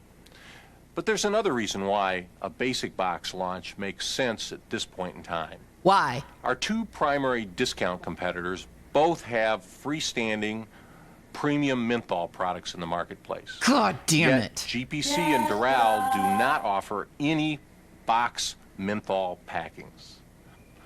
Across the country, full flavor menthol King's box in menthol marketplaces is a strong player. Where's all the menthol? So, BASIC's launch of a full flavor menthol King's box represents a sizable We need a opportunity full-flavored for BASIC to menthol grow not only in stat. the discount segment, but also within the menthol segment. The launch of a BASIC box packing set We into the must marketplace engage with today the makes menthol good sense segment for with our us, basic and a great opportunity cigarettes. in 1996 for us to grow an incremental share in the marketplace. A little later on, you're going to get the opportunity to see the marketing plans that will support our BASIC box launch. I hope you like them, and I wish you every success in the marketplace. Now I take my next caller. Hi, I'm an art gallery owner, and I have to put together an art show. And my question for you is... You want to know what will be the next big thing? The next... Trend that will appeal to the masses. Yes, you're amazing. Let me show you. The art that will rule the future. All right. Behold, the I bet it's shape menthol related. smokers will adore.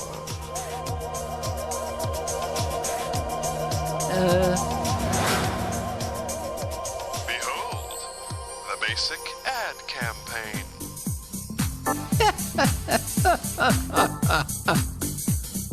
Okay.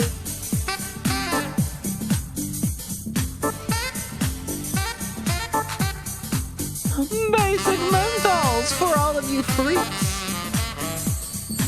Billboards, too.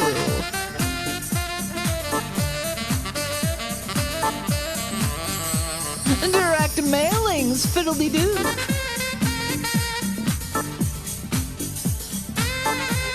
We put our cigarettes in a box. Do you like this? It's in a box now. Is that enjoyable for you? Why is the saxophone going insane? We got the basic clock, the basic box. Simple, yet effective. It's empowering. The basic lines balancing the space with passion, glory. It's brilliant. The glory of cigarettes. Behold, The public reaction.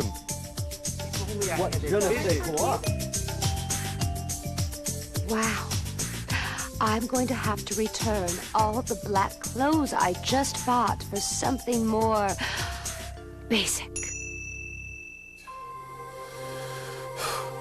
Bob, the show is yours. Describe the finer details. I wanted to tell you today You'll be surprised to know that you don't actually see a lot of people smoking in internal tobacco tapes for some reason. We believe these 3 packings are going to significantly round out the brand's I'm portfolio. sorry your cat is attacking Still you. delivering the same great taste at a low price that our consumers are used to with soft packing. Fiddle, But that we'll cat also is meet the consumer demand that is growing nationally for box packings. I'm sorry, Master Xanadu has sapped all my ability to discuss things. Goal for 1996 of 0.6 share. We know it's aggressive. We think together with you in sales, we can meet that objective. It's an aggressive In addition, sales the box tactic. packings are gonna help Get as many improve people our as you retail know to get presence and addicted to visibility smoking in front of the ASAP. consumer at every retail outlet. The cat around the wants a country. cigarette. The cat And doesn't just like want a every cigarette. element We of the don't know what's marketing up with mix, this cat. Reinforce Basic's big brand image. As you're out there getting distribution during the month of February, we're going to break with a massive Yep, national that's cigarettes, advertising all right. campaign, both We're in definitely print selling that. and out of home, which will eventually reach nearly 90% of adult smokers aged 25 plus.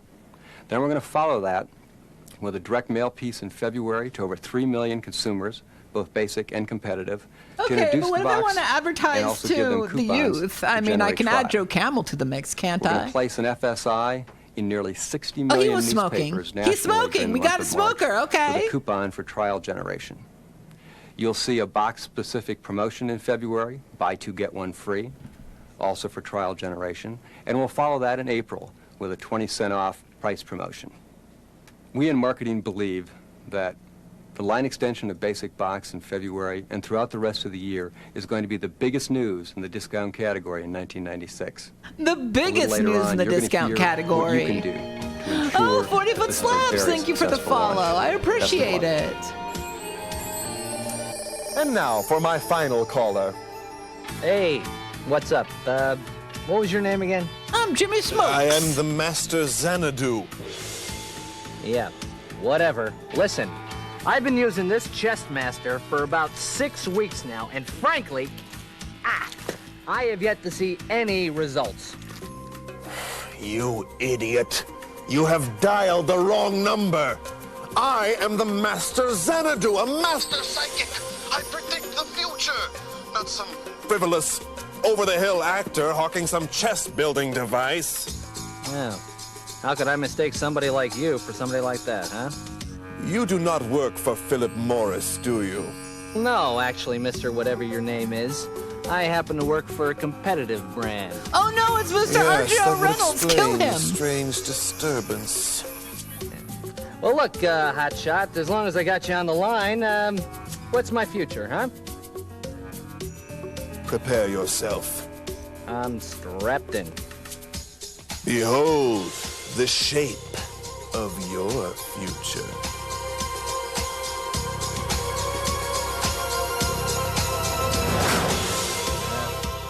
What is it? You know, I can't see anything on my cheap TV here. What am I doing? Schmoozing with the president? Ooh, buying a mansion? Ooh, dating a supermodel.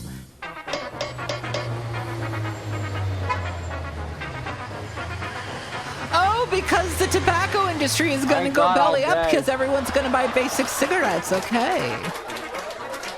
Oh. Craig, please explain to Pizza Boy how a real sales force operates. Mike told you earlier why Basic Box makes so much sense for PM USA at this time. Bob shared with you the marketing plan to ensure that Basic Box is a success with consumers. Now, it's my pleasure to share with you the execution objectives and tactics to ensure flawless execution behind this major opportunity. First, the objectives. A major Distribution and opportunity, visibility. huh? Our national distribution objective behind Basic Box is 80% of all retail stores with any one packing. Why 80%? With Basic currently at a distribution level of over 90%, and its #1 competitor, GPC, with box distribution of over 70%. Fuck GPC. I don't know what that is. is. A national objective of 80% is achievable. Distribution objectives will vary by market due to differences in the development of box and basic. Ensure you know what your specific area's challenge really is. Visibility. We want consumers to be fully aware where they can purchase new basic box. Therefore, retailers will need a minimum of 3 pieces of its creative POS to get their attention. Also, pieces of shit? basic box should be placed in the top row of existing displays for at least a 3-month period, and up to 6 months in strong discount box markets. In accounts where basic does not currently have a permanent display, a temporary box gravity feed will be available for ordering via PM Express.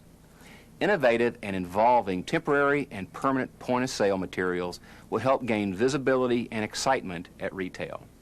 The pieces will clearly communicate to our customers and consumers that BASIC is now available in box. BASIC to help you is in a accomplish box, your objectives, so you will be provided with put BASIC that in your box pipe and selling smoke it. samples, pre-book forms, POS. Oh, I remember laminated cards, and GPC. sales That was that brochures. really generic On cigarette January that was 15th, like Basic Box's fucked up in the 6-week crib introductory smoking period GPC. will Yeah, begin. yeah.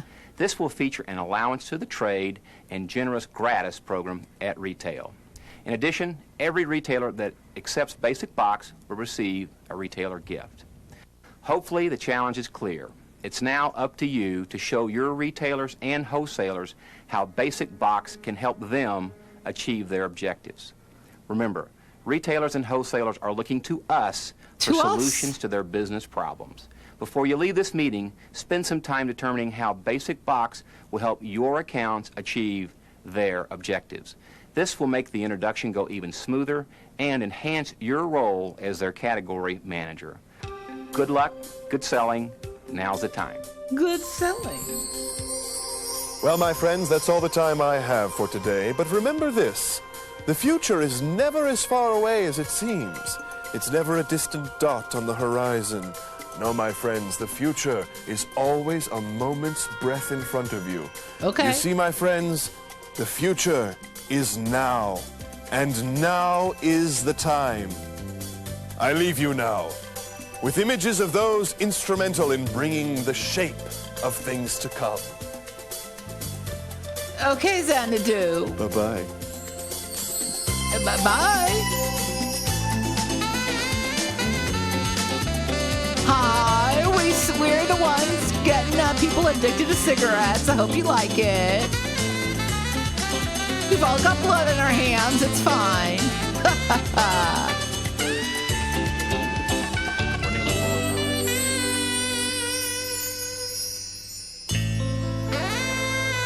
Good music, and I think that's it for the Jester. See you later.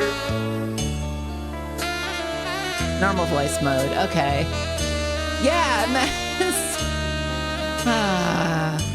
they went so hard on this too, and this was just an internal tape, just internal use, not made for anyone else, which is how you know it's good. Special thanks to the Philip Morris USA Fuel sales force, whose encouragement and support helped initiate the launch of the Basic Box. You can get a lot of Basic merch for really cheap now, by the way. And they're all like, it's a t-shirt that'll say your Basic shirt. Yes, I forgot to do this Yes. earlier. Yes. Traveling the astral plane has made me absent-minded. Relax and look at me. No, look at me the way I'm looking at you. There, it is done. And now, whenever you check to see what time it is, you will be reminded it's time for the Basic Box. Okay, you've all been hypnotized into thinking about Basic cigarettes.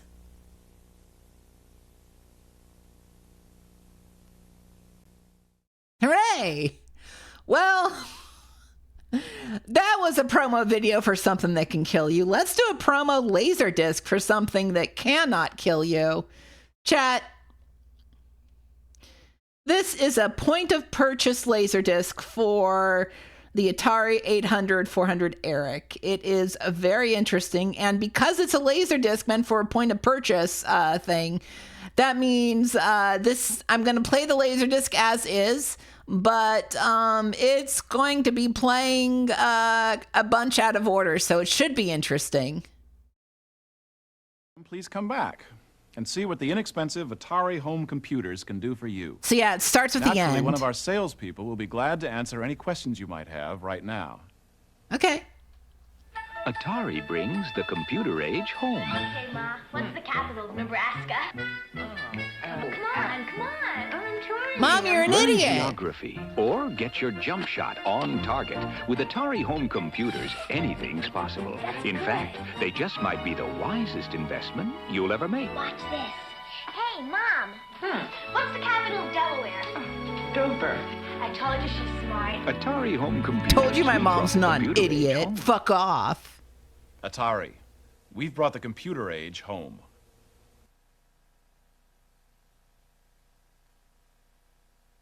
Thanks, Grandma. Grandma loves it.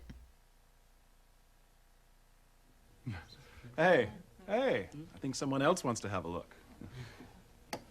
And that's great, because that's why I'm here.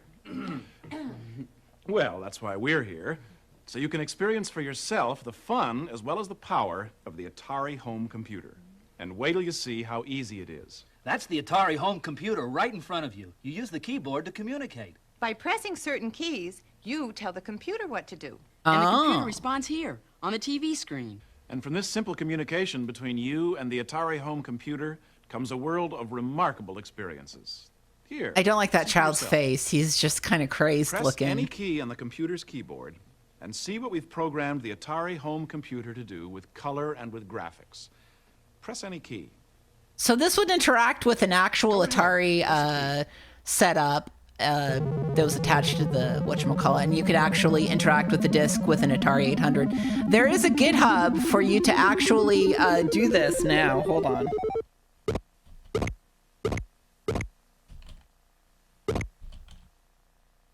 Pretty impressive, isn't it? And I'll tell you something else. Our computer can be used to make music. That's right. Press the M key, and you'll see what I mean. Press M. Go ahead. Press M.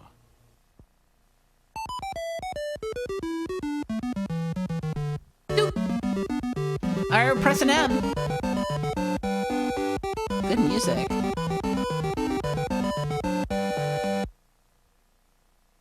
Well, it's not quite Beethoven, but it's pretty good. And speaking of famous people, I bet Einstein would have been amazed at the speed with which the computer can calculate some of the details of a little trip like this. Press the Start key, the key marked Start. Go ahead, press it. Okay. Oops, you pressed the wrong key. Press the button marked Start. Try again.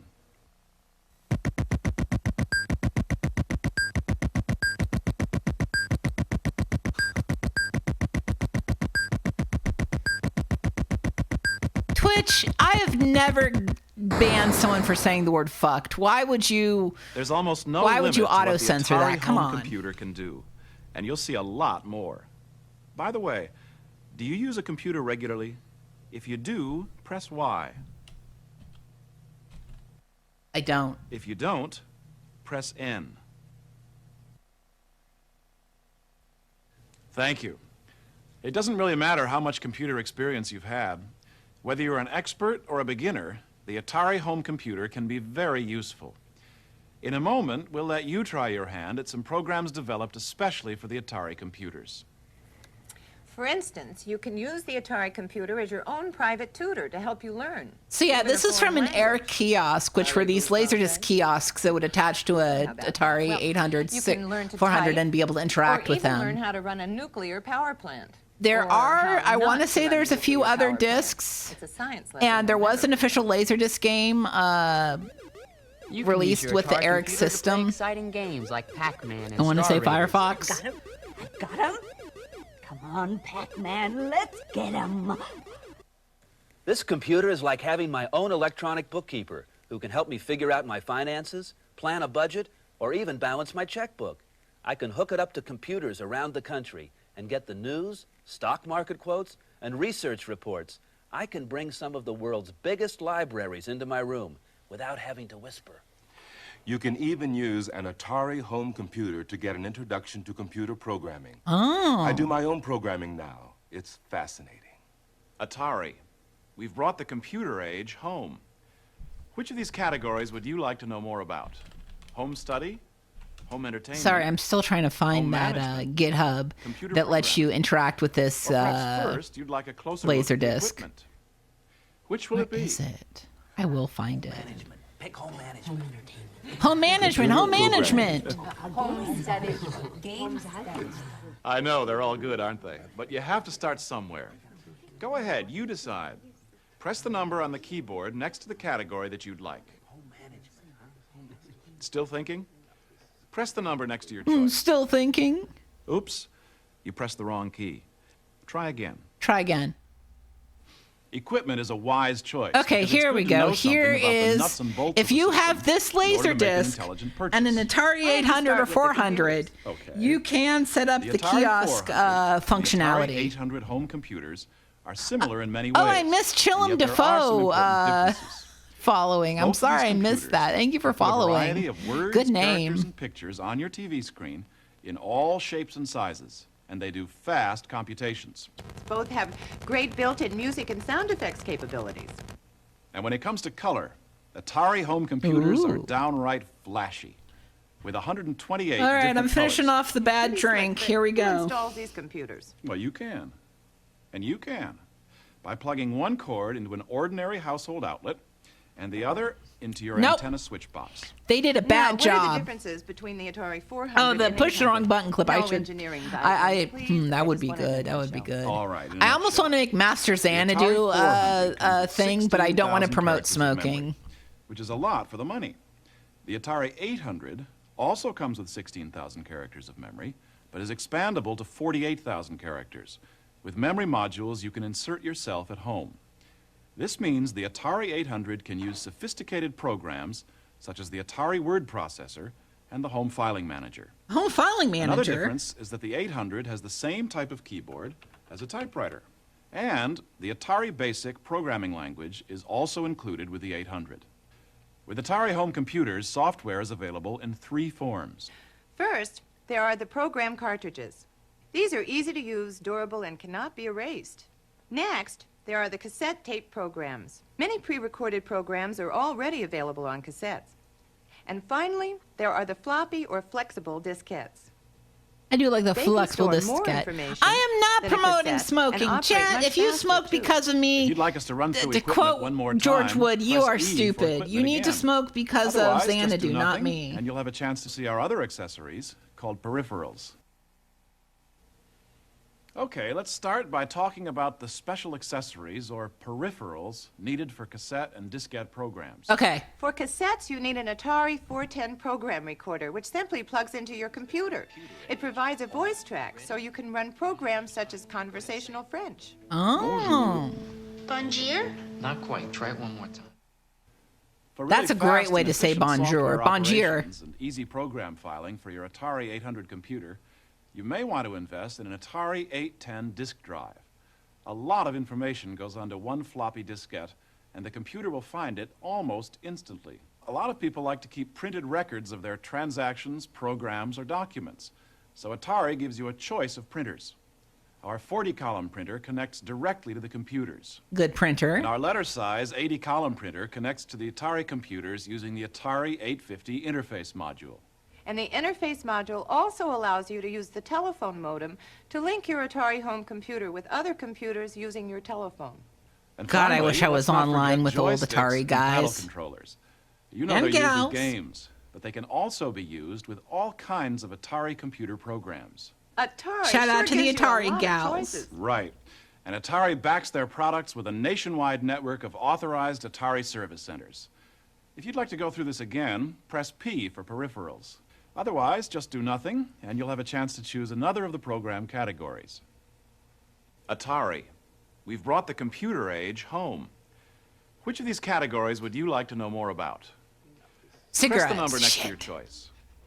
Oops, you pressed the wrong key. Try again.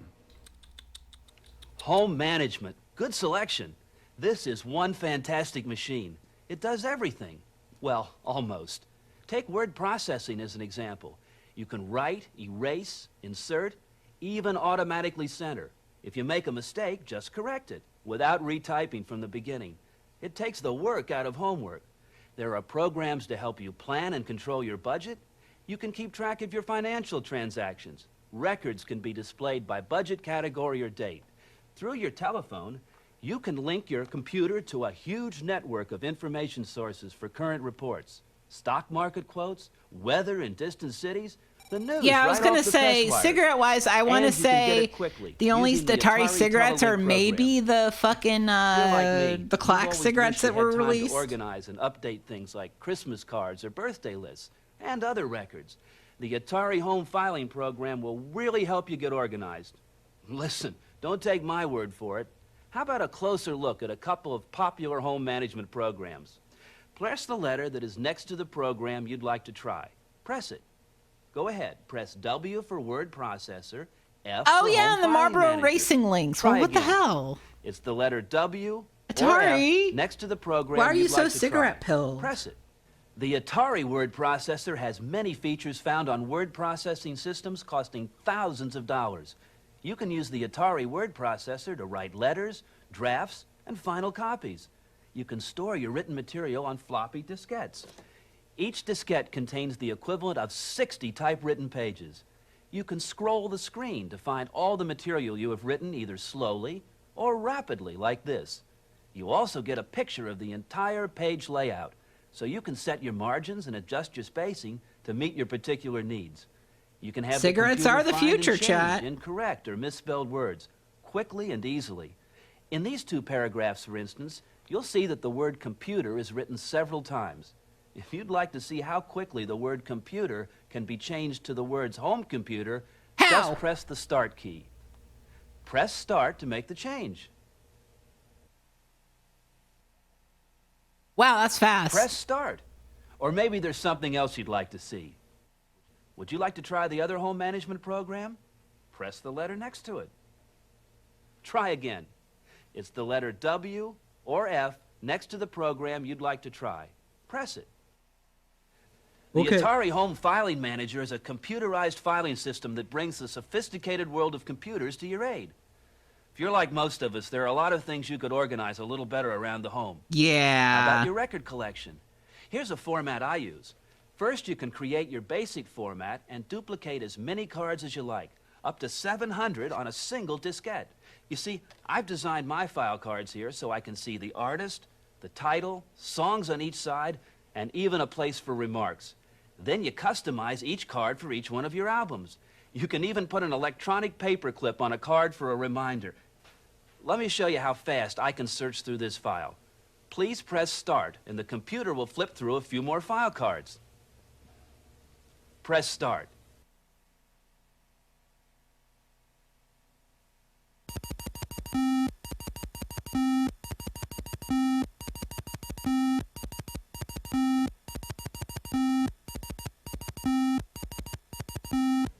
Imagine how you could use this system for household inventory, recipes, study notes, social affairs, birthdays, and other big events. Social affairs? All of those things you always wanted an efficient filing system for. And remember, with an Atari home computer printer, you can print out as many copies of any file as you want. Just Now, print them all out. Who gives what a would you shit? like to see next? Atari. We've brought the computer age home. Which of these categories would you like to know more about? Press the home number next to entertainment. your choice. Oops, you pressed the wrong key. Asshole. Try again. Home study. Home Smart study, huh? choice. Meet a real patient tutor.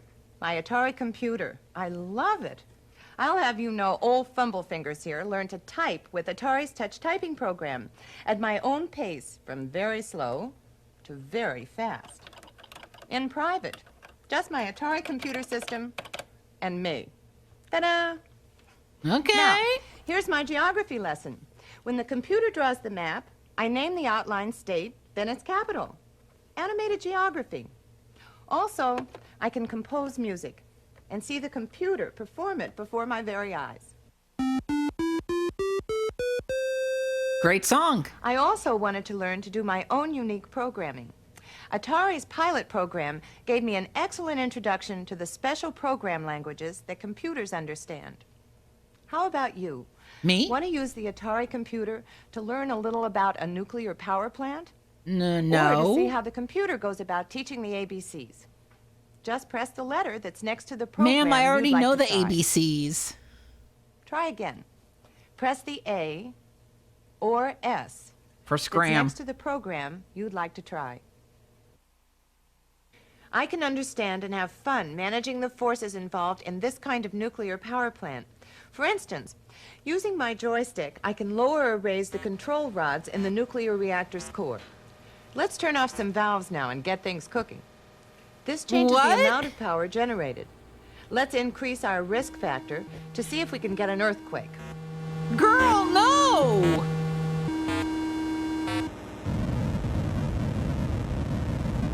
What are you doing? Of course, you always have to worry about meltdowns. Press the letter Yeah, M with you at the to helm. see a meltdown.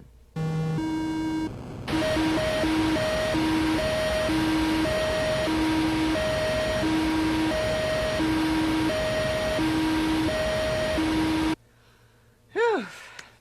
Now, what's next? Want to try the other home study program? Just press the letter on the keyboard that's next to it. Try again. Press Okay. the A Yeah, or girl, you S just did Chernobyl. that's next to the program you'd like to try. I'll bet my first alphabet is the neatest innovation in teaching the alphabet in years. It uses sound and elaborate graphics to make the alphabet come alive for your children. My first alphabet shows your child a letter and lets them find the matching letter on the computer keyboard. You try it and see how entertaining learning the alphabet can be for your child. Press the letter on the keyboard that matches the letter on the screen. Go ahead. Press it now. It's... Yeah, I also like the smiling potato. D is for dog. Imagine how enjoyable it would be for you to teach your child the alphabet this way. Of course, numbers guess. are also included. Now, what would you like to see next? Atari. We've brought the computer age home. Which of these categories would you like to know more about? Home entertainment. Press the number next to your choice. Oops, you pressed the wrong key. Try again. Yeah, that's what I'm talking about. Terrific sound effects all come together in a variety of games that are more than fun. They're challenging, too. To think of all the years I've wasted knitting. You can test your strategy in a game of computer Grandma's chess. a gamer. Or put your skill and reflexes to the test with Pac-Man. As you can see, Atari is the only home computer that has Pac-Man. Yeah. One of my favorites is Centipede. Oh, my grandson. Oh, my grandson and his centipede. And now, for a closer look at Star Raiders, press the letter S. Press S. Star Raiders turns your computer into the window of your favorite spaceship.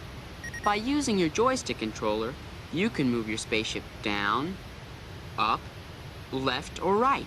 By pushing your button, you can fire your photon torpedoes.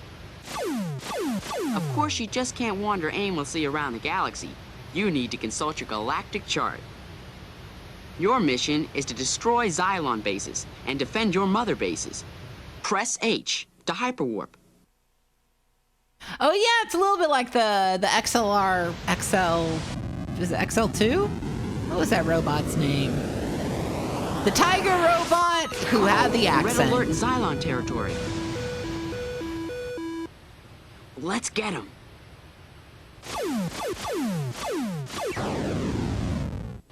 Direct hit. Now back to our home base for refueling.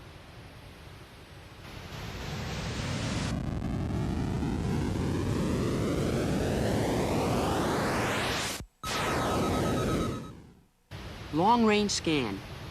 We'll use our computer to zero in on it. Okay, orbit established. Docking with our mother base.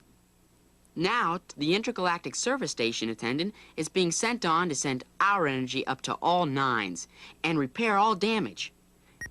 Transfer complete. Out to This save definitely the feels like a galaxy. computer game. Yeah, this is over my head. Atari, Grandma, you're really we've smart. brought the computer age home. Which of these categories would you like to know more about? Gay. Press the number next to your choice. Oops, you pressed the wrong key. Idiot. Try again. Computer programming. You've made a good choice. Of course, you don't have to know any computer language. All I need to use know and enjoy is Atari's print hello pre-recorded world. programs. 10 But print if you'd hello like to try world. your hand at 20 creating your go own to home 10. management, educational, or That's all you entertainment need. programs, you can try one of my favorite languages, Atari Basic or Atari Pilot. Both are available in easy-to-insert Atari program cartridges. To see how enjoyable programming can be, let me show you Atari Basic, the most popular home computer language. It uses simple command words like print, go to, and run. We'll write a 2-line computer program. Okay. Print. I'm gay. First, Oh, we Atari. tell the Atari computer to print Atari home computers on the screen. That's instruction 1. Next, we simply tell the Atari computer to go back to instruction 1. Oh my God, In other he's doing words, it. to print the statement again. Go to 1. Go to What 1. happens when we ask the computer to follow these 2 instructions? Watch. Just press the start key. As you can see, Looks great, dude. The computer prints the statement again, again, again, until we tell it to stop. Of course, most basic programs are far larger and more complicated than this. For instance, Scram, touch typing, Scram! and states and capitals are written Good, in good. BASIC, which is why you need Scram. an Atari Basic cartridge to use them. Beginners will find Atari Pilot with Turtle Graphics a good introduction Turtle to the world of Graphics? computer programming. Pilot has these special, simple-to-learn Turtle Graphics built right in, making displays such as this child's play.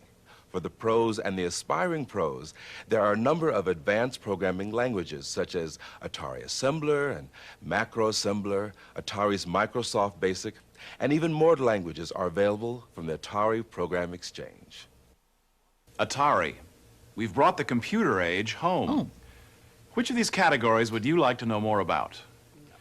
Press the number next to your choice. Oops, you pressed the wrong key. Try again.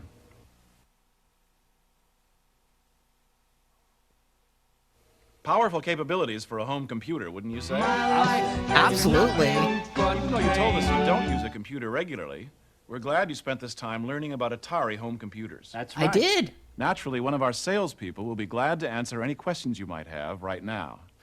And thanks very much for spending this time with us. So long. Okay. Bye. Bye. We hope you enjoyed this presentation on the world of Atari home computers.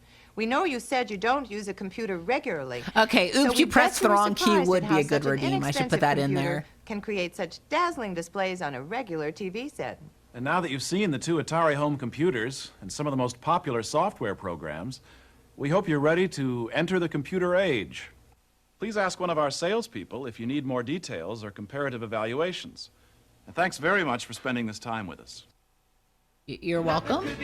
We're always happy when someone who regularly uses a computer chooses to examine our Atari home computers. Were you surprised that such an inexpensive computer could develop such powerful displays on a home TV set? Yeah, I'm Computer impressed. experience will help you appreciate the high-quality color and superior graphics of the Atari home computers. They're also specially designed to generate a wide range of musical tones and sound effects, which I'm sure you'll appreciate as an experienced computer user. Yes, I We am hope you're ready to experienced. take an Atari computer home. Please ask one of our salespeople if you need more details or comparative evaluations. So long. Bye. All right, that was the Atari 800, 400 Eric System point of purchase Laserdisc. Can I interest you in an Atari? Ah, oops, you pressed the wrong button. Now I gotta flush the Atari down the toilet. Okay. We're sticking with computers for our next one with Next, the machine to build the machines. This one was actually uploaded by Sketch the Cow, so thank you for that. Let's get this started.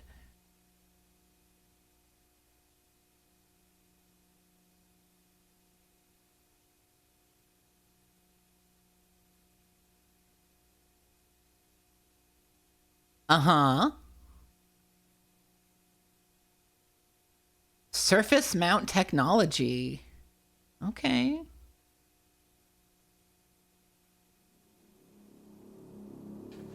Ooh, running a little low on product.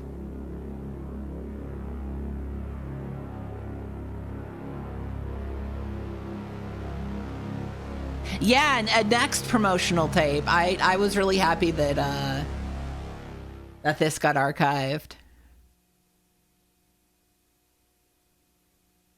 The system would be fully automated to fulfill next It goals. just seems like another sad case of people killing each other. High quality, high consistency, high yield, low cost.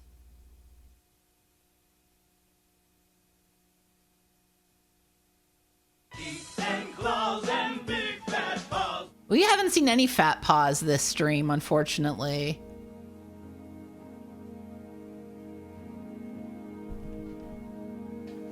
Ooh, running a little low on product.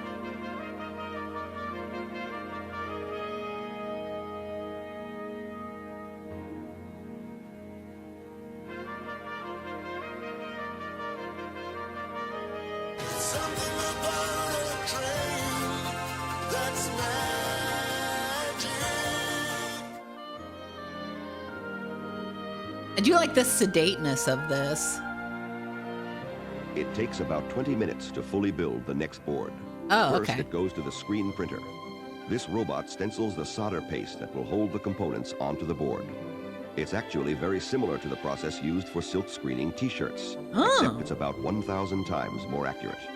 Next, the board stops at the paste inspector, a robot designed and built at Next. It's a laser measuring system which does what no one had ever thought of doing before.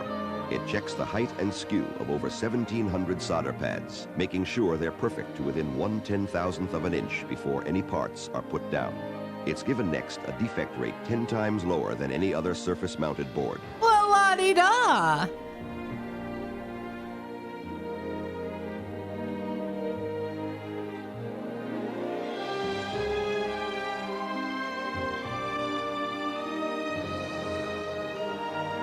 I think the paste, yeah, some paste inspector totally ate the paste. Next, the board goes to the first of 2 pick-and-place robots. This one places the smallest transistors, capacitors, and integrated circuits Oh, on yeah, the board. Steve, from robot's eating the locational paste dimensions again. Programmed at Next. Those silver solder pads you're looking at are about 1/100th of an inch high. This isn't only the fastest, it's also the most consistent and accurate robot of its kind, placing parts at the rate of 150 per minute.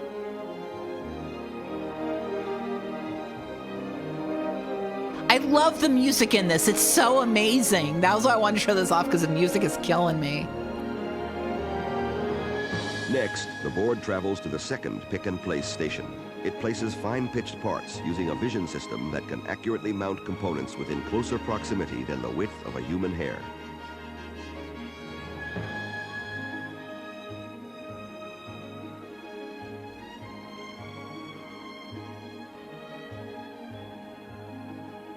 Next, the board is sent into a computer-controlled oven, which first dissolves any oxides that may be on the components. This leaves You only gotta shove pure it in tin an and copper oven? to ensure that the next board has the best solder joints. Put it Then at the board is 450, put some uniformly avocado heated to oil on it and some 215 garlic degrees powder. It'll taste really making a good. perfect metallurgical joint with the Okay, solder. but that's how I made some roasted mushrooms the other day. When They the were next amazing. board emerges from the oven, the surface mount process is Delicious! It's all ready to go, complete. crisp It's and emerged delicious. with the highest density of components, combined with the highest production quality controls in the computer industry.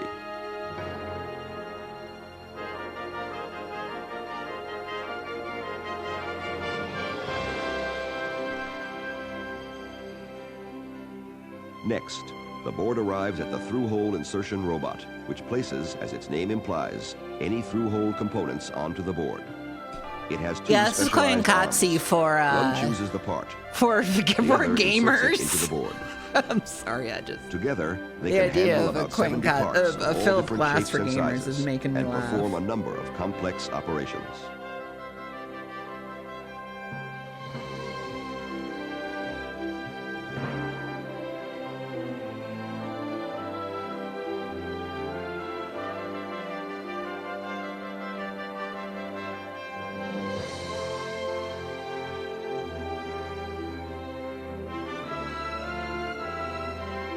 Next, the board arrives at the Wave Solder Station.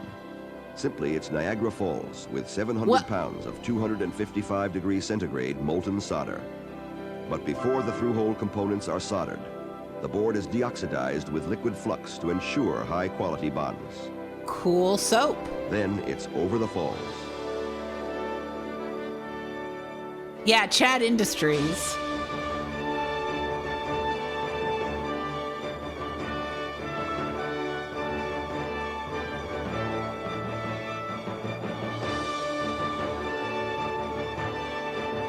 Next, the fully constructed board enters an environmentally sound cleaning system that removes all flux and residue. All flux and residue? Yeah, I would love to go on this as a ride. This reminds me of an actual ride in VR chat by a watch company called G-Shock, where you kind of go, you virtually go through the testing process of their watches. It's interesting. Next.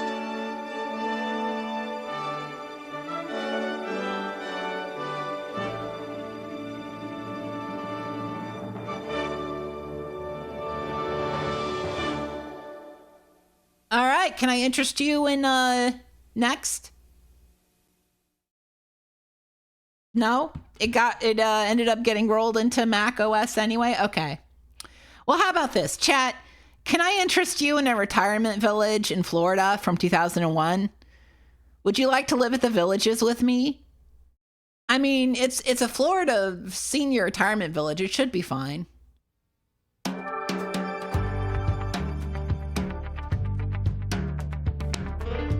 Top of the day to you. This is Bill Ashford coming to you from sunny Central Florida and AM 640 WVLG, the voice of the Villages, bringing those timeless hits to you 24 hours a day. You know, we're live on Town Square right here in the heart of the Villages. As we look out our window today, it is another one of those absolutely gorgeous tournament gets in full swing today over at Saddlebrook at the softball complex there. We'll have 4 fields going. They'll be going strong, so bring your picnic basket, bring your friends. Center announcing performance dates for our Broadway series, including Fiddler on the Roof, Guys and Dolls. Guys and Dolls. Of course, lots more. It's a big series. For more ticket information, the American Legion, the Elks, the Kiwanis, the Lions. I have never been to Florida. Stay tuned. We have meeting times at 5 p.m. tonight on Town Square. Don't forget. I would like to go one day, and of course, but I just want to go to Epcot. Every day. So get on your dancing shoes. Well, if you're headed out to any of the championship golf courses, bowling centers, or perhaps just kicking back and taking it easy today, here's a little song to help you get your day started. It's a little slice of paradise. Original song. Sunshine and golf galore. Where neighbors stroll the old town square and the good life is in store. The Villages, where the smiles shine all year round. The Villages, Florida's friendliest hometown.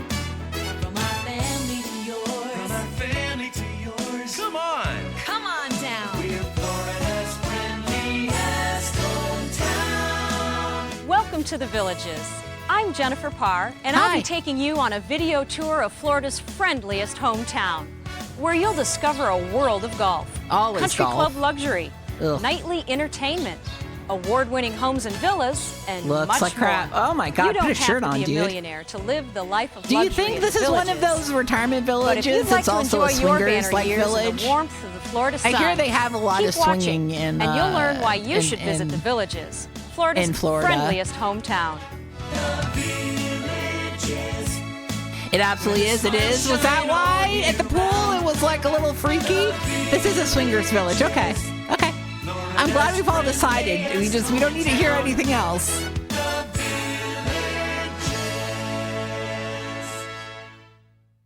All right, what we got at the Villages? We got golf. You know, whatever the fuck this is. The big building. More golf. Okay.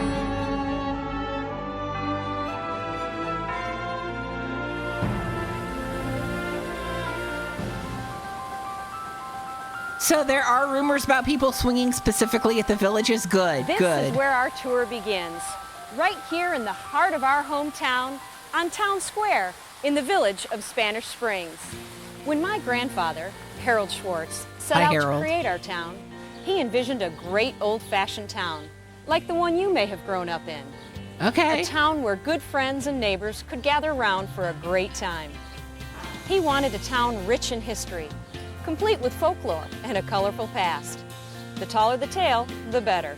So and it's got a bunch of grew, so did our town. Fake into stuff? The village of Spanish Springs you see here today. Fake history? That's so cool. That's so stupid.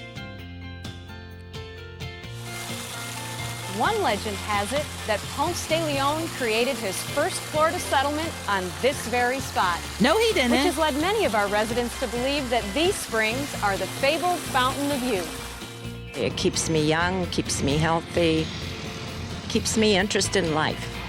That's why we moved here, because it does make us feel young. Okay. Today, Town Square is where all our villagers come every day for fun, dancing, dining, and visiting. The place I'm just where visiting. Good friends gather for a great time.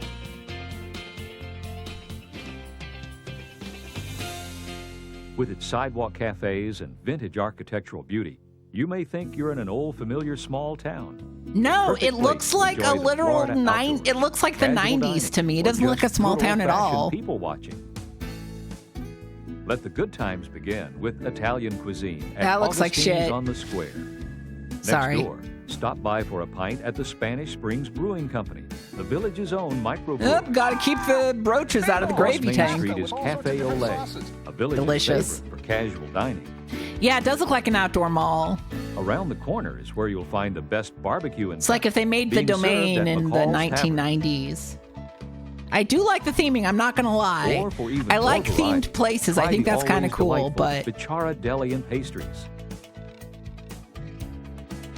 how bland do you think At this the food center is? of it all is the grand Katie Bell's Dining and Music Hall. Visiting Katie Bell's is like stepping into a grand Old West hotel. Here you'll discover fine dining. Oh, the a live employees have band to wear every night, costumes. and a huge dance floor to kick up your that's heels. awful. Excuse me, sir. Back up a little bit. We're visiting the villages for the first time from South Carolina, and we love the town square very much. I like to come to the restaurants on Town Square. They have a good variety. The food is good. The service is excellent. Is the They food have good? indoor and outdoor dancing at the square, and I bet we none of the just food has salt in love it. that. Like every old-fashioned hometown, ours is home to one of the village's many houses of worship. Each week, the beautiful Spanish mission-style Church on the Square hosts a Sunday celebration. What for our denomination? Jackie Coogan? village. Rounding out the square, our fabulous Rialto Theater, an 8-screen cinema offering the latest first-run movies from Hollywood. I really like this interior. I'm sorry. As you can see, Town Square is the place to be. It's so with fake, parades, though. celebrations, and good old-fashioned get-togethers happening all year long on Town Square. We do love Looks coming like down a to Town place you'd Square. have to visit your grandma My at. granddaughters love Monday nights and Thursday nights, especially Fiesta night.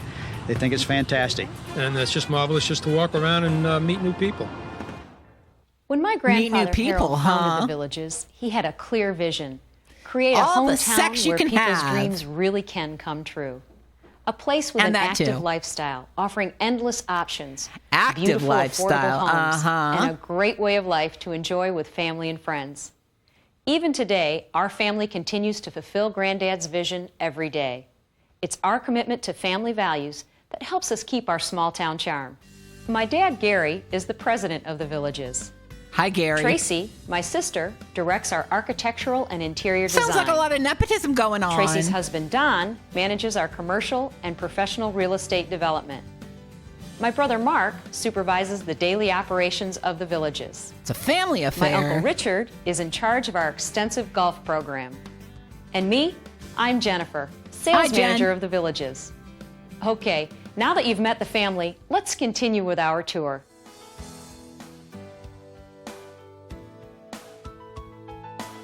The Villages is just such a wonderful, relaxing lifestyle. We love Town Square. The entertainment and the dancing. Whatever you feel like, it's just wonderful. You know, a lot of people ask me what the Villages is really all about.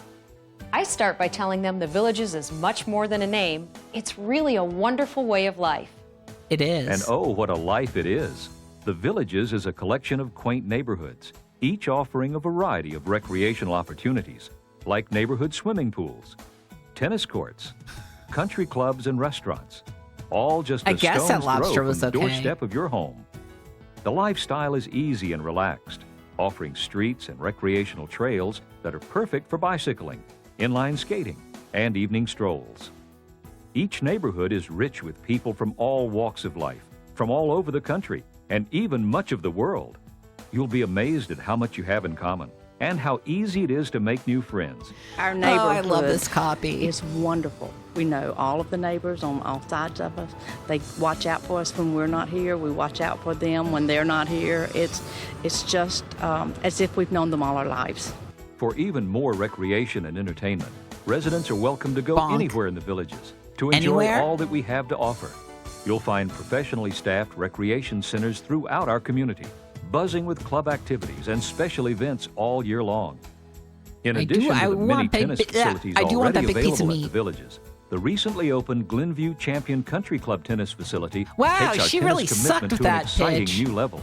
The facility features 6 lighted soft tennis courts. Yeah, I think it is mostly white people here. I think there are very few.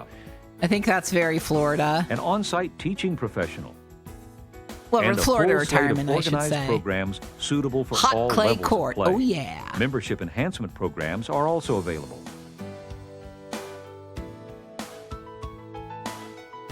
The spectacular I like Savannah the trams Center is that go styled through in here. great Southern tradition and the perfect setting for friends to enjoy top-quality performances, whether it's plays, big band music, or a variety of other musical presentations. Whether you're a player or a spectator, fucked up ventriloquist. Saddlebrook Softball Complex features 4 I don't know what championship Texas fields, retirement places along are with like. I concessions assume and they make you everything ride else you need horses. For a great day of softball I also assume fun. there's a lot of swinging that goes Right there next too. door to Saddlebrook is the Village's Polo Club.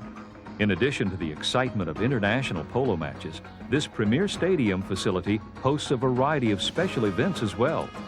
You may want to join our Polo Fan Club, a fun group that enjoys Sunday tailgating while thrilling to the thundering competition on the field.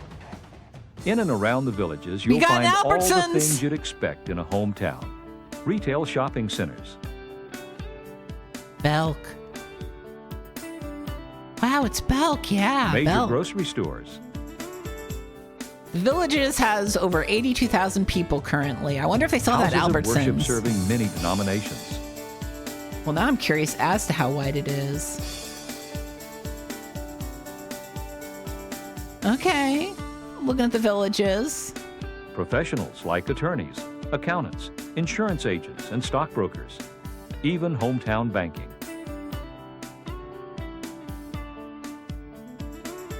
Sorry, I was looking to see if there's anything about swinging in the web It's page everything about that makes this. a hometown. Well, Property a crime and hometown. crimes of opportunity are 1/3 lower than the average in the state of Florida. Okay. It's all just a golf car ride away.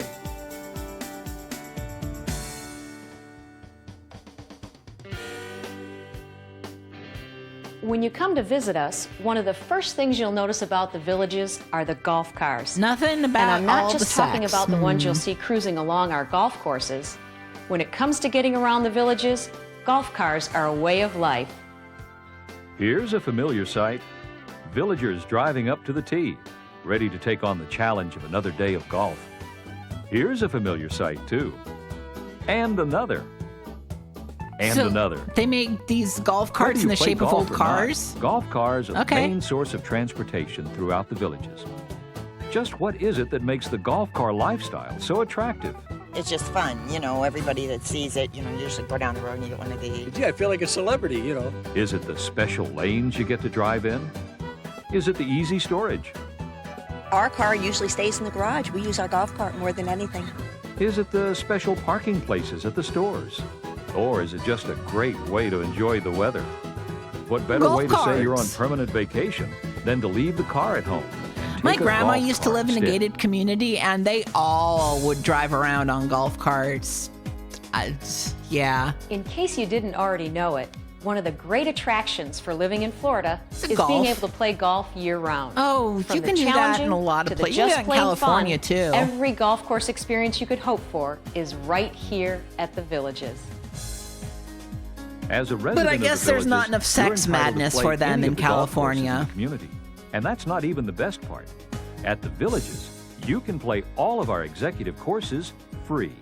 That's right, play free golf for the rest of your life. Hello, When Polly they told me Thank we you were for going to the have free golf at follow. the Village, I couldn't believe it. But look for yourself. This is really fantastic. Now let's talk about what we call almost free golf.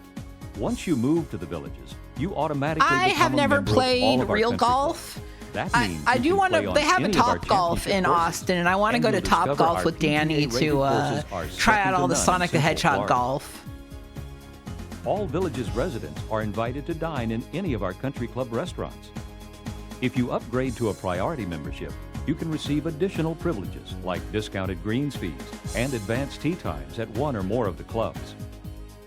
Your dad lived to an exclusive invite-only golf course, and Now he let's take hit a look golf at our clubs. balls onto the course Our to confuse newest and screw up the championship golfers. course is the Glenview Perfect. Champions Country Club. God bless. It's designed by the renowned golfing trio of Hubert Green, Tommy Aaron, and John Mahaffey. Never heard and of any of offers them. all the challenge and surprises you'd expect from these golfing greats.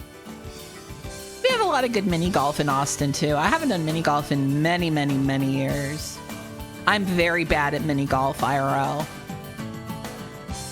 Just a short golf car drive away are a variety of other challenging championship I want to courses. eventually get an electric The Tierra del trike. Sol Golf Like, and I'd Country have to save Club. up a lot of money for Tierra that, del so I've Sol got has way hosted more nationally costs that televised come golf first. tournaments, But man, such as the Samsung World Championship I would like to of have a Women's little Golf electric and the tricycle to Villages toot Charity around Challenge, Austin in. a $1 million one-day shootout to benefit local charities. These are Mini golf classic is fun as spectator hell. events that have quickly become favorites among our residents.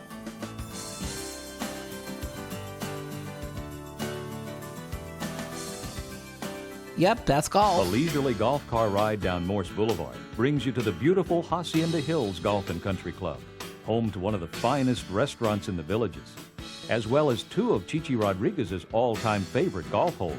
Oh, Chichi Rodriguez's favorite holes, huh?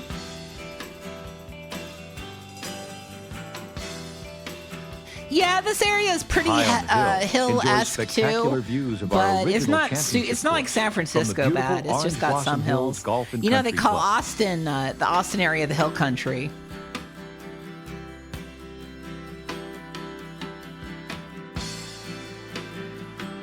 Our commitment to golf at the Villages is never-ending. In fact, Our LPGA commitment to Hall of golf at the Famer Nancy Villages Lopez is never-ending. currently designing our newest championship course. It's called Nancy's Legacy and may already be open by the time you visit. It's incredible how much Nancy's work goes into a Legacy. golf Did she course and die? to watch it, grow Is and she see dying? people working out here. Oh, she's in the It's a great LPGA. game. Okay. By the way, our golf program features a spectacular aqua driving range where beginners can receive professional instruction. Krungo, and you need more to come with us to do experience Top can Golf improve as their well. We all need to I do think the Sonic Village Golf is a great together. place for a new golfer to learn how to play. Yep. swing. Whether or not you love golf, maybe you'll find bowling up your alley. Do you like bowling? We got bowling. No, this isn't the Alamo. It's what the the Village's fuck? own Fiesta Bowl. Chat! I hate to pause. A bowling alley in the shape of the Alamo. What is going on in Florida? State-of-the-art 32-lane facility built to look like the famous Texas landmark. And if that Why? isn't enough, just off Town Square is our second state-of-the-art 32-lane bowling center. Another Spanish bowling Springs alley? Lanes, a beautifully decorated, non-smoking facility that attracts residents and So professionals I guess they've alike. got a bowling alley and a Both facilities non-smoking offer bowling great alley. food, Okay. well-stocked pro shops, and friendly atmospheres our Good residents Lord. enjoy. With so many enthusiastic bowling fans in the Villages, we now host professional events in conjunction with the PBA. The Villages Sun Bowl, an outdoor bowling event right here in Town Square, has quickly become the talk of the tour. The Villages We is don't very have- impressive as I look at it, and highly recommend it. It's A lot of gorgeous places place to be shaped in. like the Alamo, aside from the Alamo in Texas. Why does I Florida bet all like the this Alamo sounds more pretty than great us? to you right now. The Villages is the ideal hometown for the best of your life. But to really appreciate all we have to offer, we urge you to experience the Villages for yourself. A little later in the video tour, I'm going to tell you just how you can visit us through our lifestyle preview plan. With our plan, okay, we got you a get lifestyle to sample preview the plan. tremendous lifestyle we've created just for you at the Villages.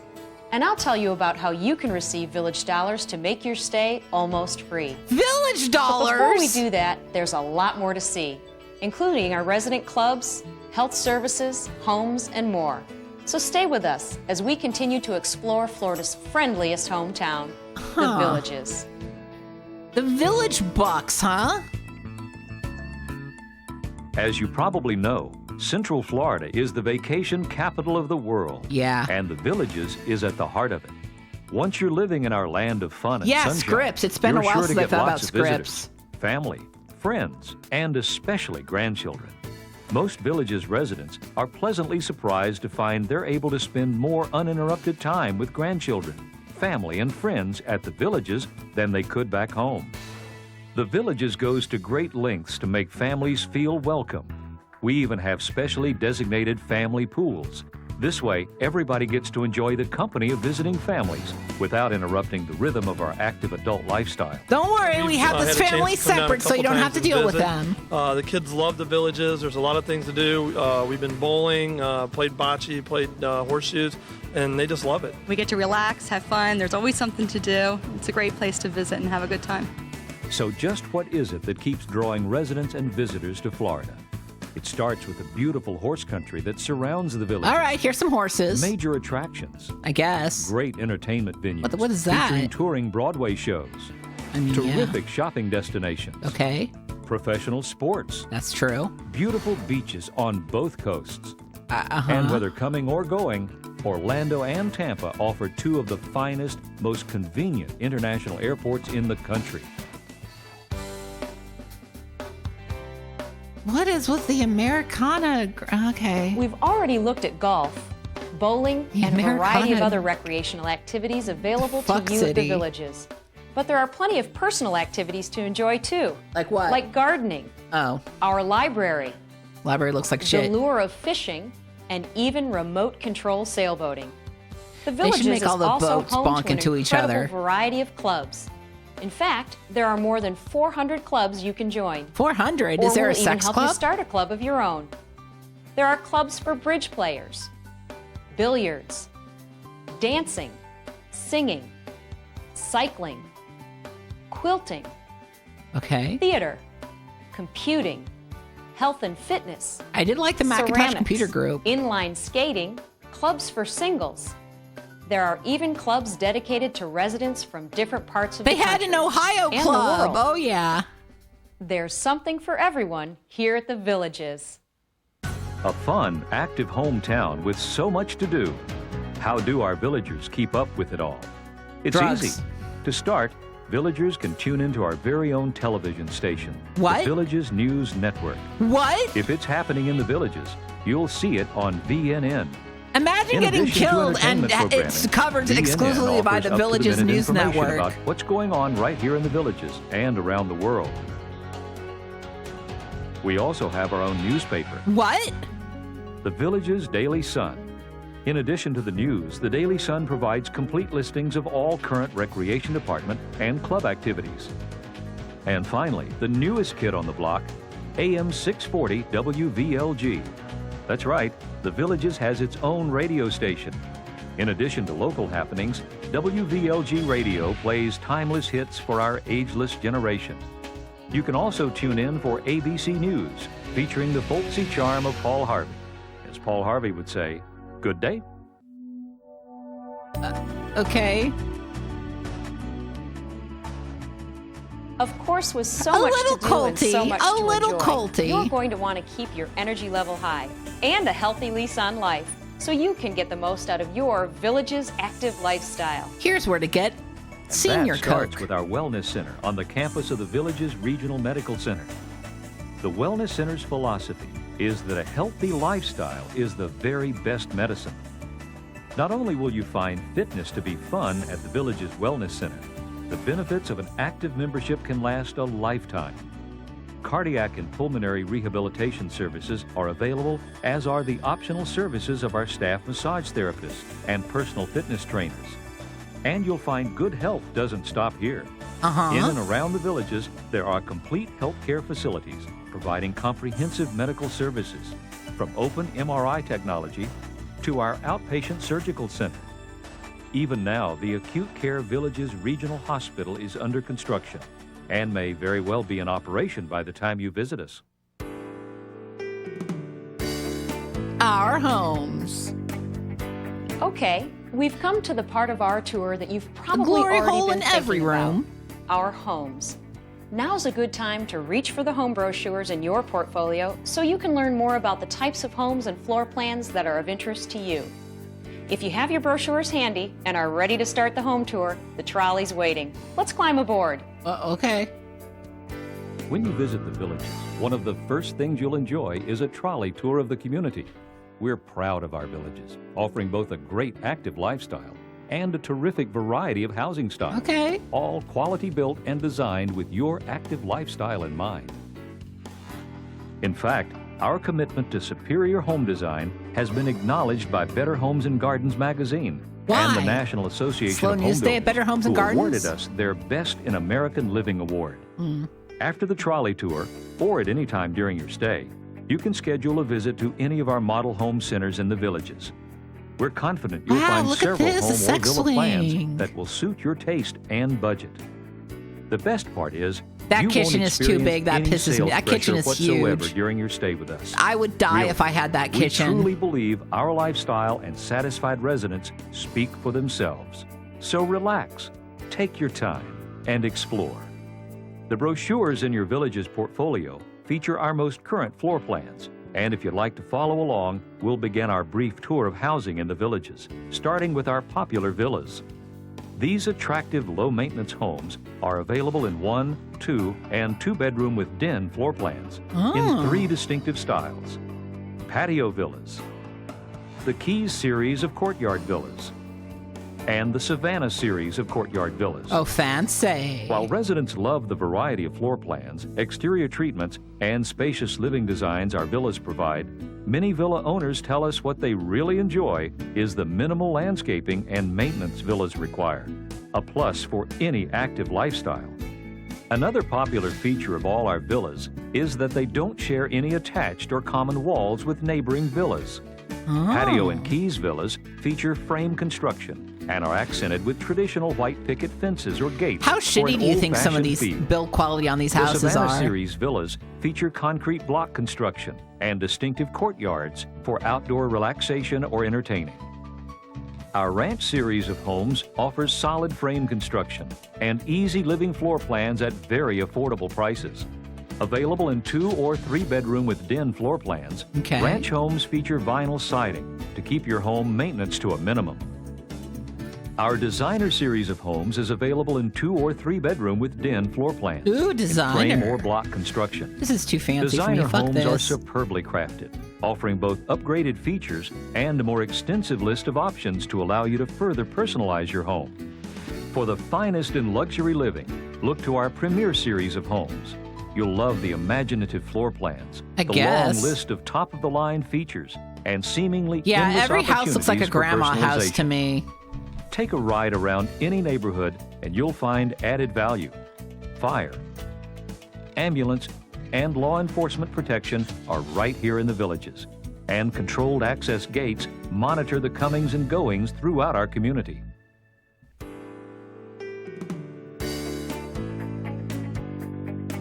Well, there you have it. The Villages is everything we say it is and more. We can talk all day about the wonderful lifestyle we've created yes, we for you can. here in Florida, but to truly appreciate it, you'll have to visit for yourself. Come dine in our restaurants. Breathe in the fresh country air. Enjoy the year-round sunshine. See our homes up close. Nice home. Yeah, it's a And home. especially get to know the friendly neighbors who now call the Villages their home. The Lifestyle Preview Plan is your place to start. Okay. Think about what we're offering. A Florida vacation where you can get to meet people just like you. You'll stay in beautiful accommodations. You'll sample great food, great fun, and a host of recreational activities. And the best part, Yeah? you'll see our exceptional array of homes without any sales pressure whatsoever. I promise you that. The lifestyle preview plan is described in our brochure, which is included in your portfolio. Just choose the length of stay you'd like, along with the type of accommodations that meet your needs. Then call our toll-free number and check on availability. If you fly in, our courtesy limousine will meet you at the Orlando airport. Imagine, God, a Or limousine you to can the drive villages. and check in at our information center. Once you arrive, we'll even give you a handful of village dollars, enough to make your stay almost free. Use your village dollars at our golf courses. So you have to pay to stay there, huh? Bowling centers, theater, brewery, Coffee's only $1. deli, and our village's signature shop. Explore, play tennis, take a trolley tour, visit a model center, or simply relax by one of our many neighborhood and country club pools. We want to make sure you fully experience the lifestyle we offer. Why do we make it so affordable for you to preview the villages? Yeah, why? Because we're sure that once you've experienced the lifestyle that our residents enjoy each and every day, you'll want to live here too. Yeah, I'm waiting for the gamer version of Villages, Florida. Ideal. Just the best we think there is. I really, really love the villages. We found that the village is head and shoulders above any of the other communities that we've looked at. And in fact, we just closed on our home yesterday. The villages, where the smiles shine all year round. The villages, Florida's friendliest hometown. From our family to yours. From our family to yours. Come on. Come on down. We're Florida's friendliest hometown. Thank you for watching our video tour. Now you owe it to yourself to visit us in person and discover why the villages should be your new hometown. Come sample our lifestyle, play golf, or tennis. I want to know more about Or the decaying dance on body Town they found Square. at Walmart, Beavork. Or just spend a lazy day by the pool soaking up the warm Florida sun. There's never been a better time to visit because at the villages, it just keeps getting better every day. The villages, where the smiles shine all year round. The villages, We found a decomposed body in town. the villages.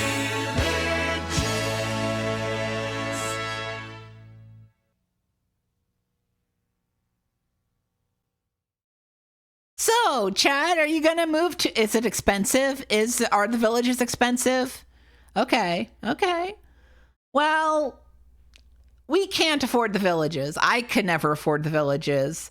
But maybe I can afford another Florida resort. Not Florida. I am so sorry. This place is definitely not in Florida. Let's check out Nelson's Resorts. I think they're in either Michigan or Minnesota.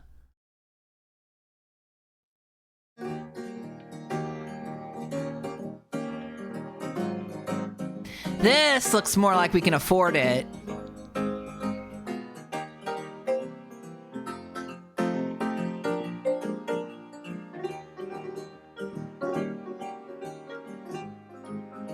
See you, Tiger Cat. Thanks for showing up. Nelson's Resort is located in Minnesota's far north on the Canadian and United States border. All right.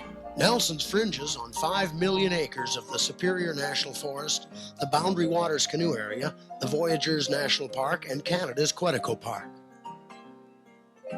Nelson's truly sits in the middle of a wilderness vacation paradise. By car, Nelson's is only 5 hours from Minneapolis-St. Paul. If you're flying to Hibbing, Minnesota by commercial airline, your ride This feels with Nelson very shuttle Canadian service is only an Broadcasting hour and a half. Corporation, yeah. For those with private or corporate aircraft, Orr, Minnesota provides a 6,500-foot paved runway only 25 minutes from the resort. Nelson's 27 beautiful cabins offer every Yeah, comfort. this looks more in our price range. A generous living area to relax in. Modern kitchen. Wow, that kitchen sucks. I love it. Comfortable bedrooms. And all Separate cabins beds, are no right swinging on the happening lake. here. The sexless Nelson's Resorts, they call us.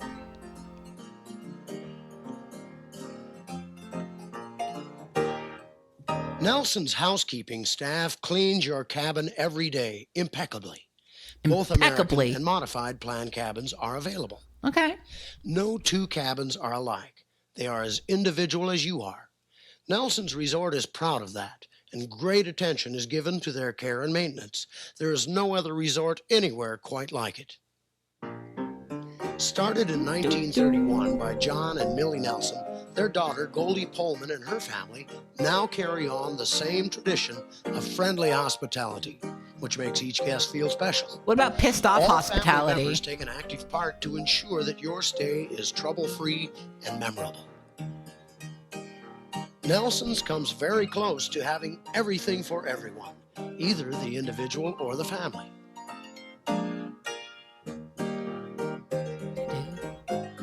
They got paddle boats.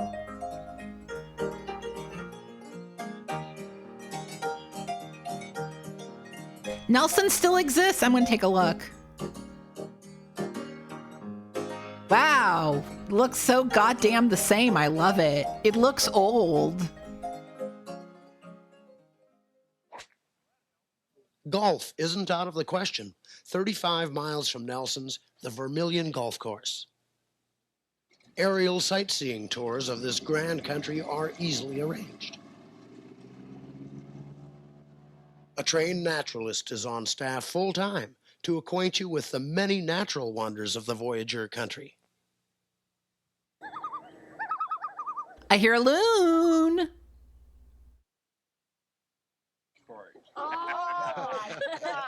Have you heard it, Joe? Nelson's Trading Post and Gift Shop is open every day. Yeah, I don't know when this was made. The uploader didn't mention. Maybe there's a copyright date at the end. Sarah wants to sit by a window. On But the it definitely agenda for feels like some the 80s. will be a fly-in fishing trip to an isolated fishing hotspot. I could be wrong. It could be the 90s.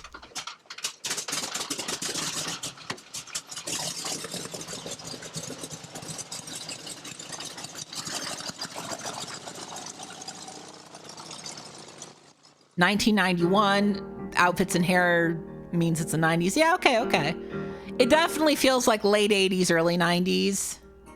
Perhaps the most exciting time for some will be an all-day fishing adventure with a professional guide in one of our well-maintained and equipped boats. One of our shitty and god-awful boats. Gotta put my beer in here. And my ice. Yeah, it's the beer hole.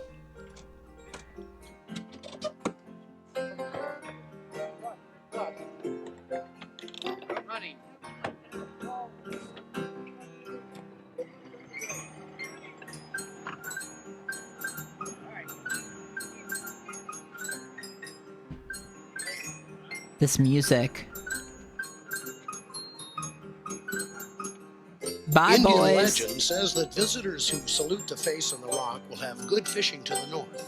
A salute to the south means you'll return to these waters again next year. At Nelson's, it happens often. If you're fishing Canadian waters, a quick stop at customs and you're on your way.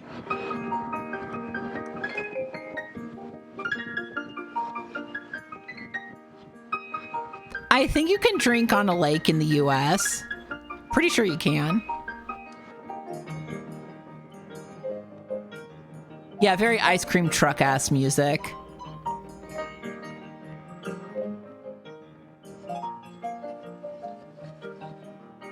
There are hundreds of miles of tremendous fishing waters available by boat or air out of Nelson's. Whee!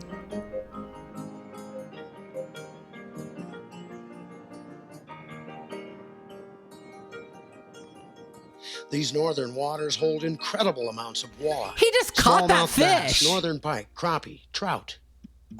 Well, I walked down the hill about 12 o'clock, sat right down on a great big rock. I looked down there in the river. Bless my soul, there's a great big walleye down in that hole. I'm a-going fishing, 'cause everybody's fishing. Now I'm going fishing too. Sorry, this music is so Your good. life that you love and wife, she gonna catch more fish than you. And any fish will bite if you got good bait. Here's a tip that I'd like to relay. When it's time to bite, the fish don't wait. 'cause I'm a-going fishing, 'cause everybody's fishing, and I'm going fishing too.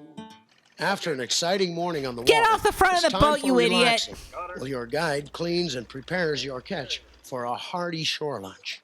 Well, hook 'em and cook 'em, huh, folks? Hook 'em and cook 'em, yeah. Are they going to show them gutting the fish?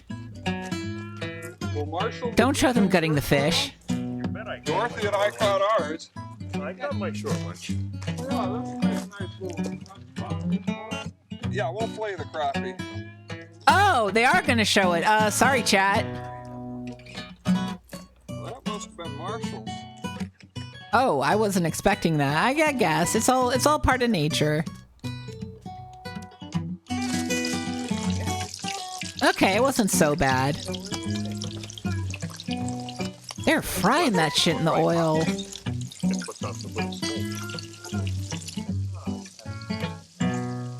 I heard fresh caught fish is amazing. I've never caught a fish before, so I don't know. It does look good, though. I do like fish a lot.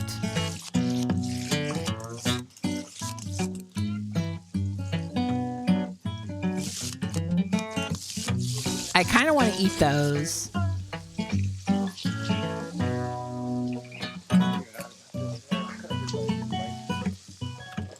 Well, Marshall, looks like we've got a lot of potatoes to eat. A lot of fish for you and I to eat here. You got a lot of fish? So. Yeah, get some of those fresh ones. Don't tear up the whole pile now. Yeah, I gotta say, this looks tastier than the food in the last video. Those onions look great. We'll probably go exploring this afternoon. Spend a little bit of time exploring in the afternoons, checking out new spots. What a pretty day. While you occupy yourself fishing or doing what suits just you, things are quietly happening back at the resort. Really? To make your stay here a pleasure. Nelson's beautiful garden is growing nice things for the dinner table. In season, fresh vegetables are picked daily for your enjoyment. Those carrots look kind of shitty. Desserts, and pastries are prepared daily from our own traditional recipes. 3 delicious meals a day are served in the dining room, which seats over 100 people.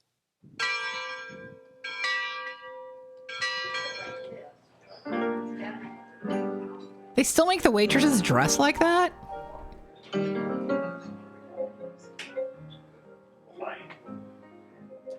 I've never been to Minnesota. I'm curious, though. I have been camping in California. Camp California. But never in Texas.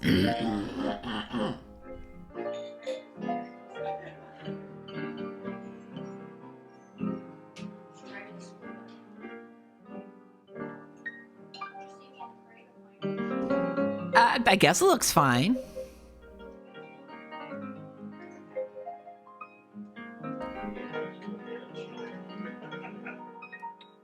Folks come from miles by car, boat, and aircraft to enjoy Nelson's famous smorgasbord. Do they come by aircraft?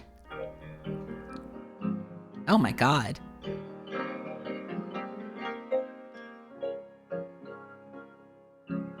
I'm not gonna lie, that meat does look pretty tasty.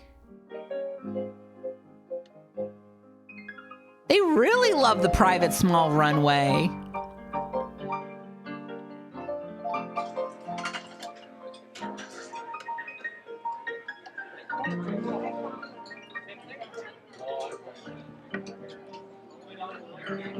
Daily rate for a cabin with a kitchen is $325 a day or $210 off season. Okay.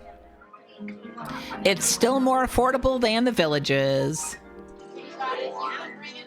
Who is Steve Johnson? Oh, that's Steve Johnson. Doesn't he look happy to be there? The bar and lounge provides a comfortable setting for friends to meet.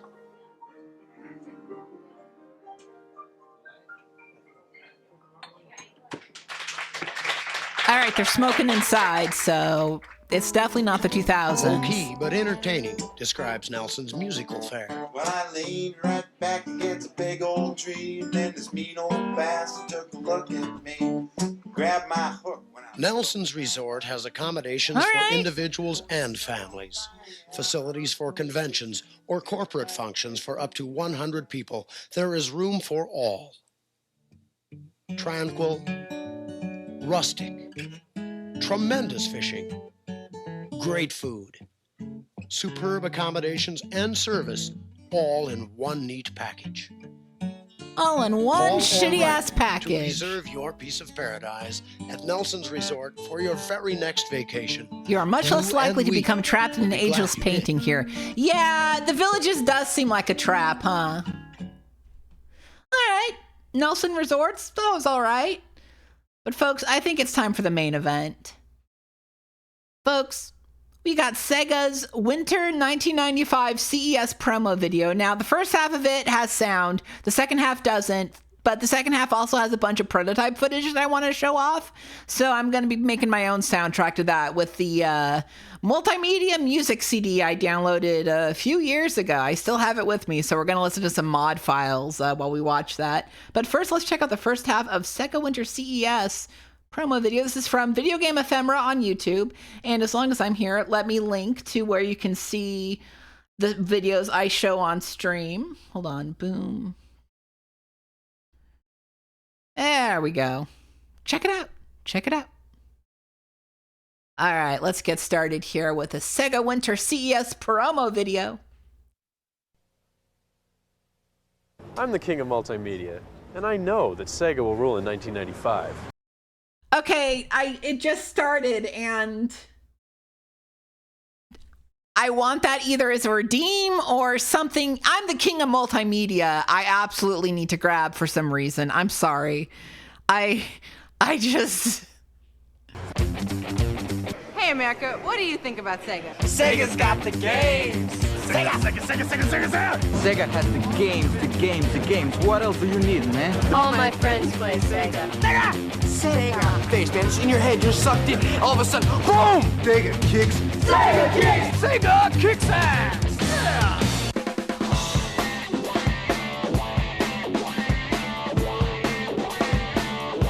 Genesis 32X.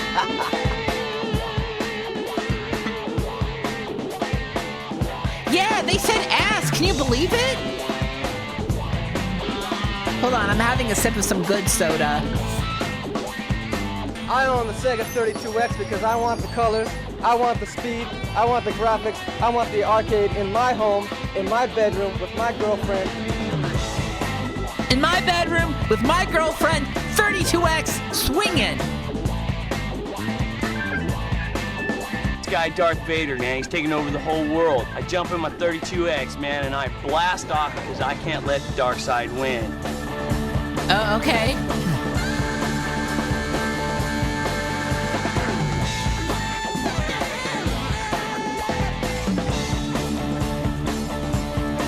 Yeah, you can't let Darth Vader win, bro. 32X, we don't drive 55.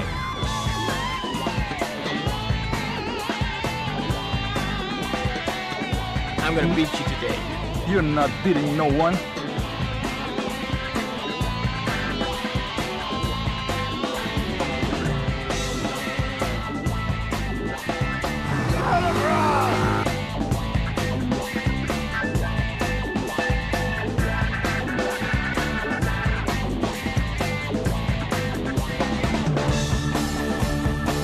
Metalhead, did that ever come out? Okay. It did. It's an okay game. Okay, okay. 36 Great Holes featuring starring Fred Couples. Genesis 32X.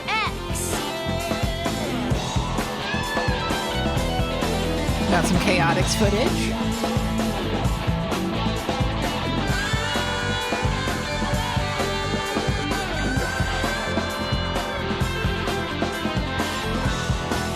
Tempo!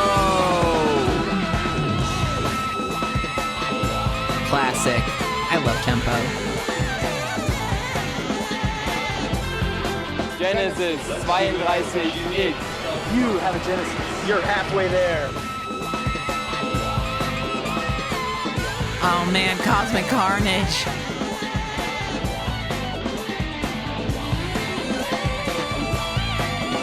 We have done Tempo, I'm pretty sure. We've done Tempo Junior at least. What's Genesis got? Genesis is the king, baby. Okay, that's a good one.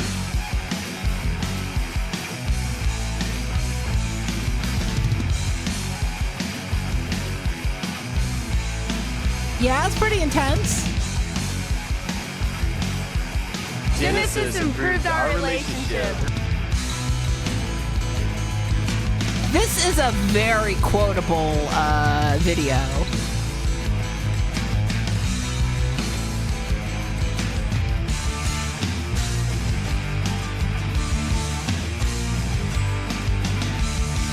It's beautiful. It's Sega Genesis! Toad, yeah, Internet Archive is a great place for stuff like that. So I would definitely. That's where I've been putting the stuff that I've been doing. So yeah, unfortunately, all I have up there is a air check, but I need to put up more stuff. I'm running on that field, man. I'm dribbling that ball, man. I'm going for that goal, man. I'm kicking butt, man. All right. Okay.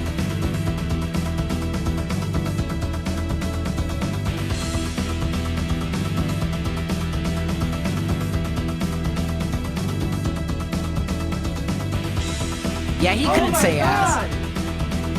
His mom would have gotten mad at him.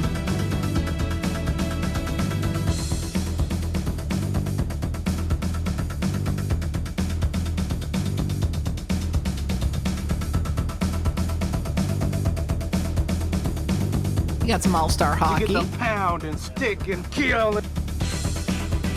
You can't kill in this game, but maybe you could. Maybe you should have been able to. Yeah, kill, huh? Sega Club. Aw, man, Magic School Bus.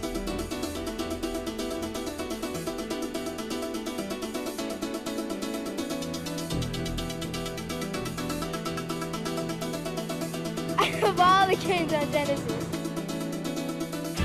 Echo Jr. Characters kids want. Echo. They love Echo. Actually, I like Echo. I wish I could be an orca. Yes, my system. I like the color, the animation, the sound. It's like a movie. CD's just better visuals, better graphics, a lot of power.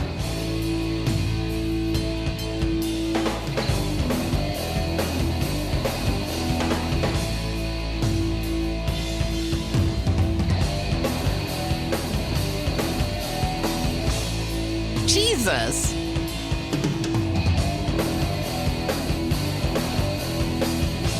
Aw, man, Midnight Raiders.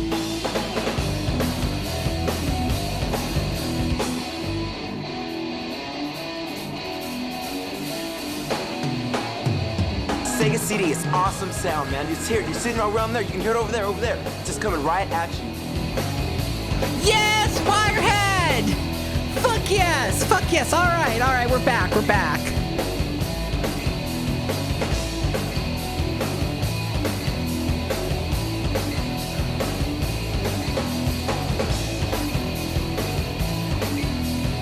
Oh man, classics a game. True Video does rule.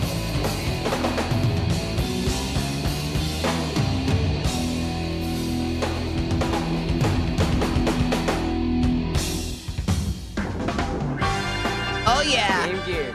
It's color. It's not black and white. Color. I love it. I'll make this short. Game Gear, color, portable. Game Gear! Yeah, I think that wasn't footage from the game. That definitely like footage from their source video there.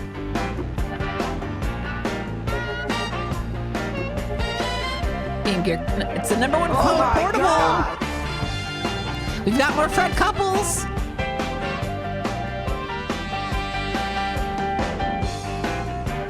Fred Couples Game Gear.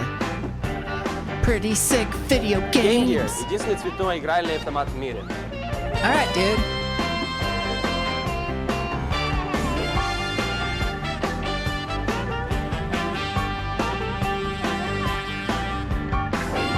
Game Gear. Super columns.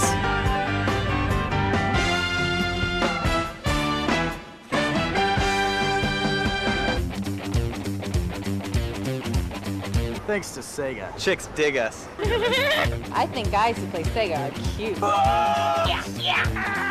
Sega kicks ass! Sega kicks ass. Sega kicks ass!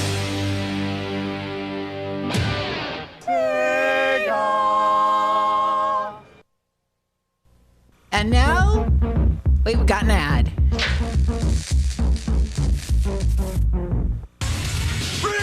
Ghost Rider is brought to you in part by Sega. That's right. It's time to get visited by the Ghost Rider gang. I bet you didn't expect them to show up. He just showed up one night. What is that thing? He's not an alien. What is he? We think he might be a ghost. Ghost Rider was one of my favorite shows, I'm not gonna lie. I still love it. Thanks, everyone at Sega. Welcome to the Ghost Rider team.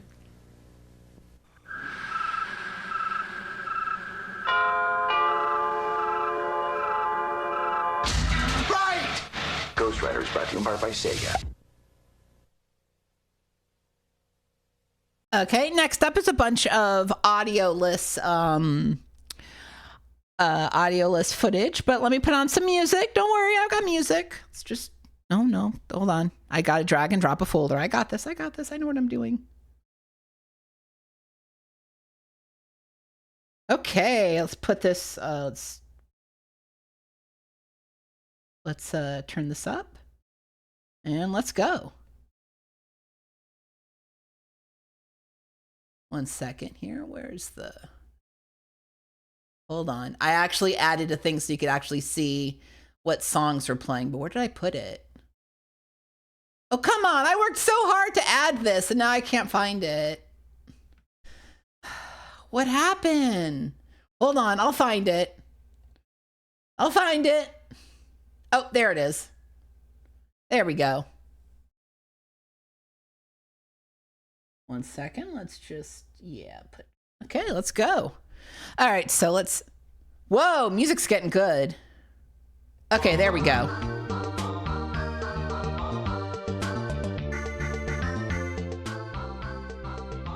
And let's see what they have in store for us at CES.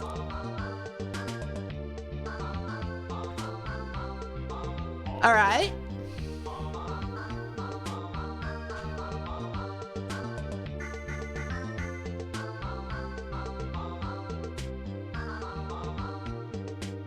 Okay.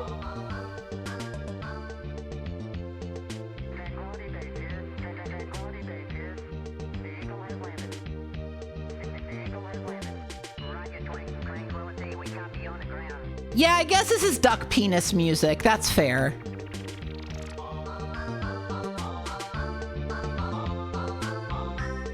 Motocross Championship.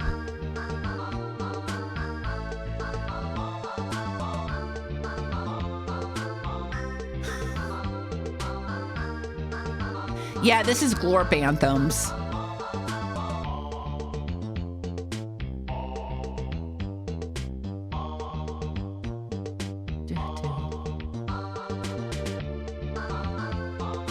"36 great holes.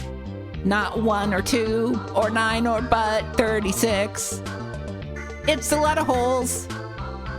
This is a weird cover of Crockett's theme from Miami Vice, yeah.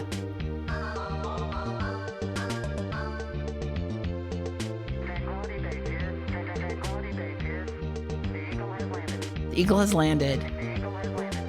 We got prototype tempo footage. Is anybody excited?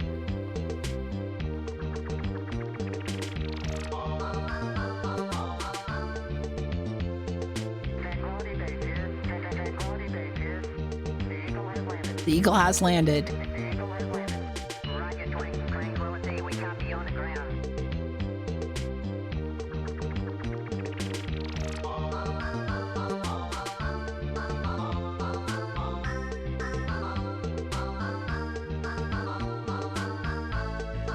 Mother Base? Chat, did this come out?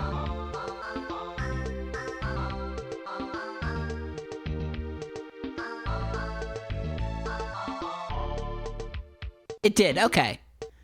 I'm learning a lot. Came out Zaxxon's Mother Base, okay.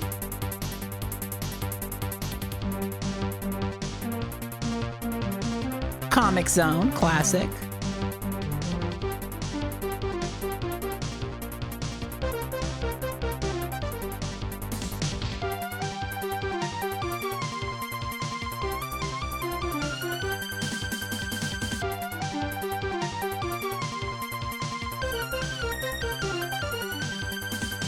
Yeah, playing the, yeah, that's what I actually really, Desert Demolition.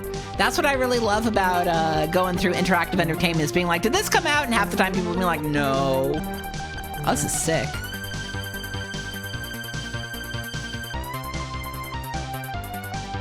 Oh man, Phantasy Star 4.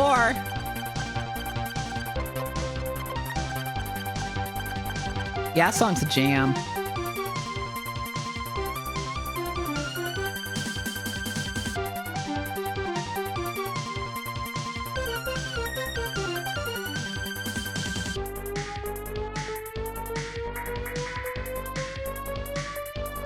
Beyond Oasis. Another classic.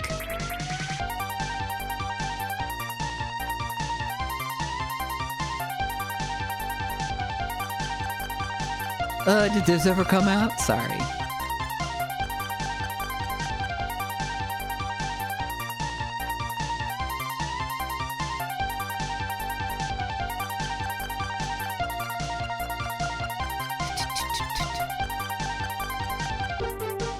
Sorry, Stuntman 2 is a song kind of jams.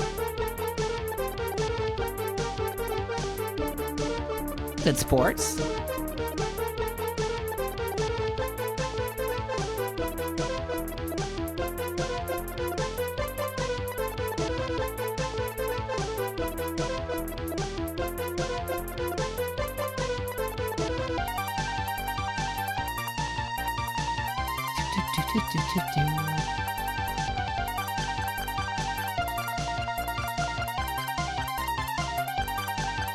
All right, we got tennis for all you tennis freaks, tennis heads.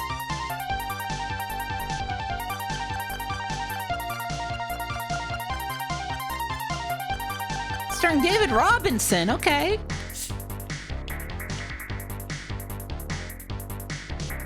I'm having more of my good soda.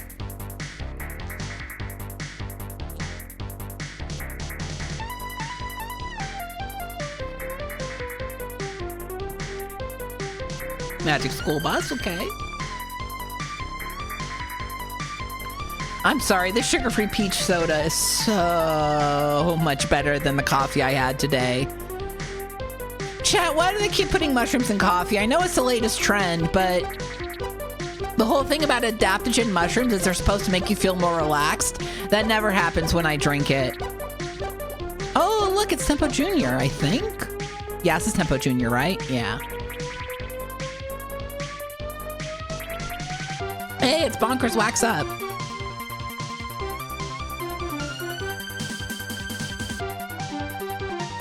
They were functional, the mushrooms. They functioned by making me think that it tasted bad. The functionality tastes bad. Ugh, nasty.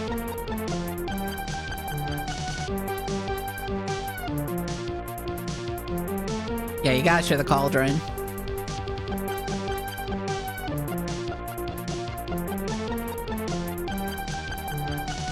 I love that fake Wirehead logo.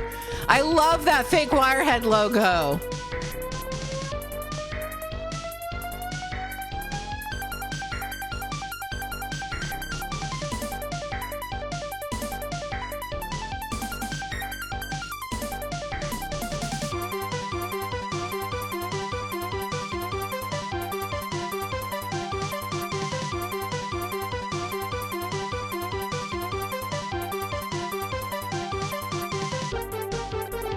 Shining Force 2. Shining Force 2.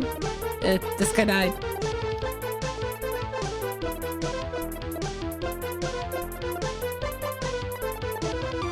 We got missed.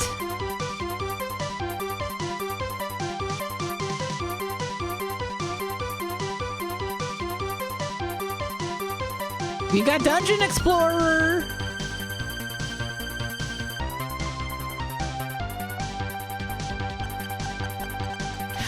my God, it's Wild Woody.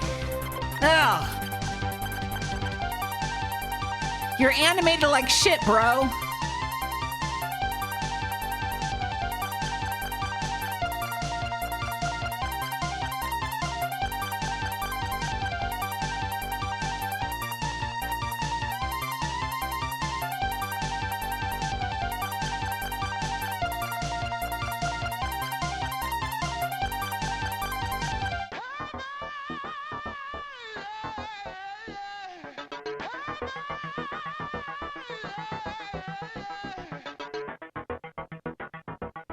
Okay, we got Game Gear Star.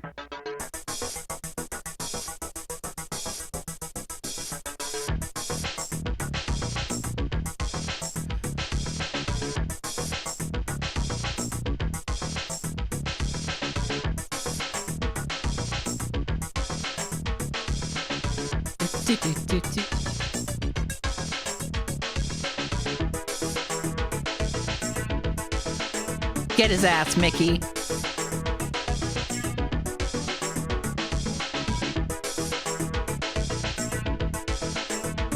Okay, and that's Sega.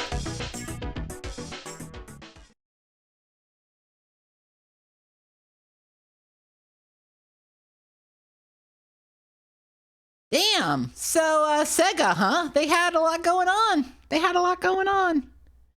Folks, that's it for today's stream. Thank you all so very much for showing up. No thanks to Poppin' Bottles drink that they gave me today. Hold on. Let's see that drink one more time. Lion's Mane does not belong in a caramel cold brew. Also, date flavoring, don't know how I feel about that. Fail. All right, I'm going to be streaming tomorrow with Sarduce at 7 p.m. Central, so tune in for that on Retro Pals. Also, I'm going to give a shout out here because this Saturday at 7 p.m. Central, I am streaming with Sass Yeti. We are going to take a look at virtual... Hold on. Please say I spelled this correctly. We are going to be playing Virtual Magic Kingdom. So tune in on Saturday at 7 p.m. Central for a Rare Alex Saturday stream. All right, let me find someone to raid here. Let's see who's streaming. Human beings. Well, actually, knowing who I follow, furries. How about... Well, Mail City, the French dispatch of hard PS1 games. Oh, that sounds good. All right, let's give them a raid. Sorry, my brain is killed by the coffee. It destroyed my brain, and now I have no brain, so that's cool. All right, folks, thank you all so very much for showing up, watching, subbing, all that good stuff. Do appreciate it. And I'll see y'all tomorrow at Retro Pals. See ya!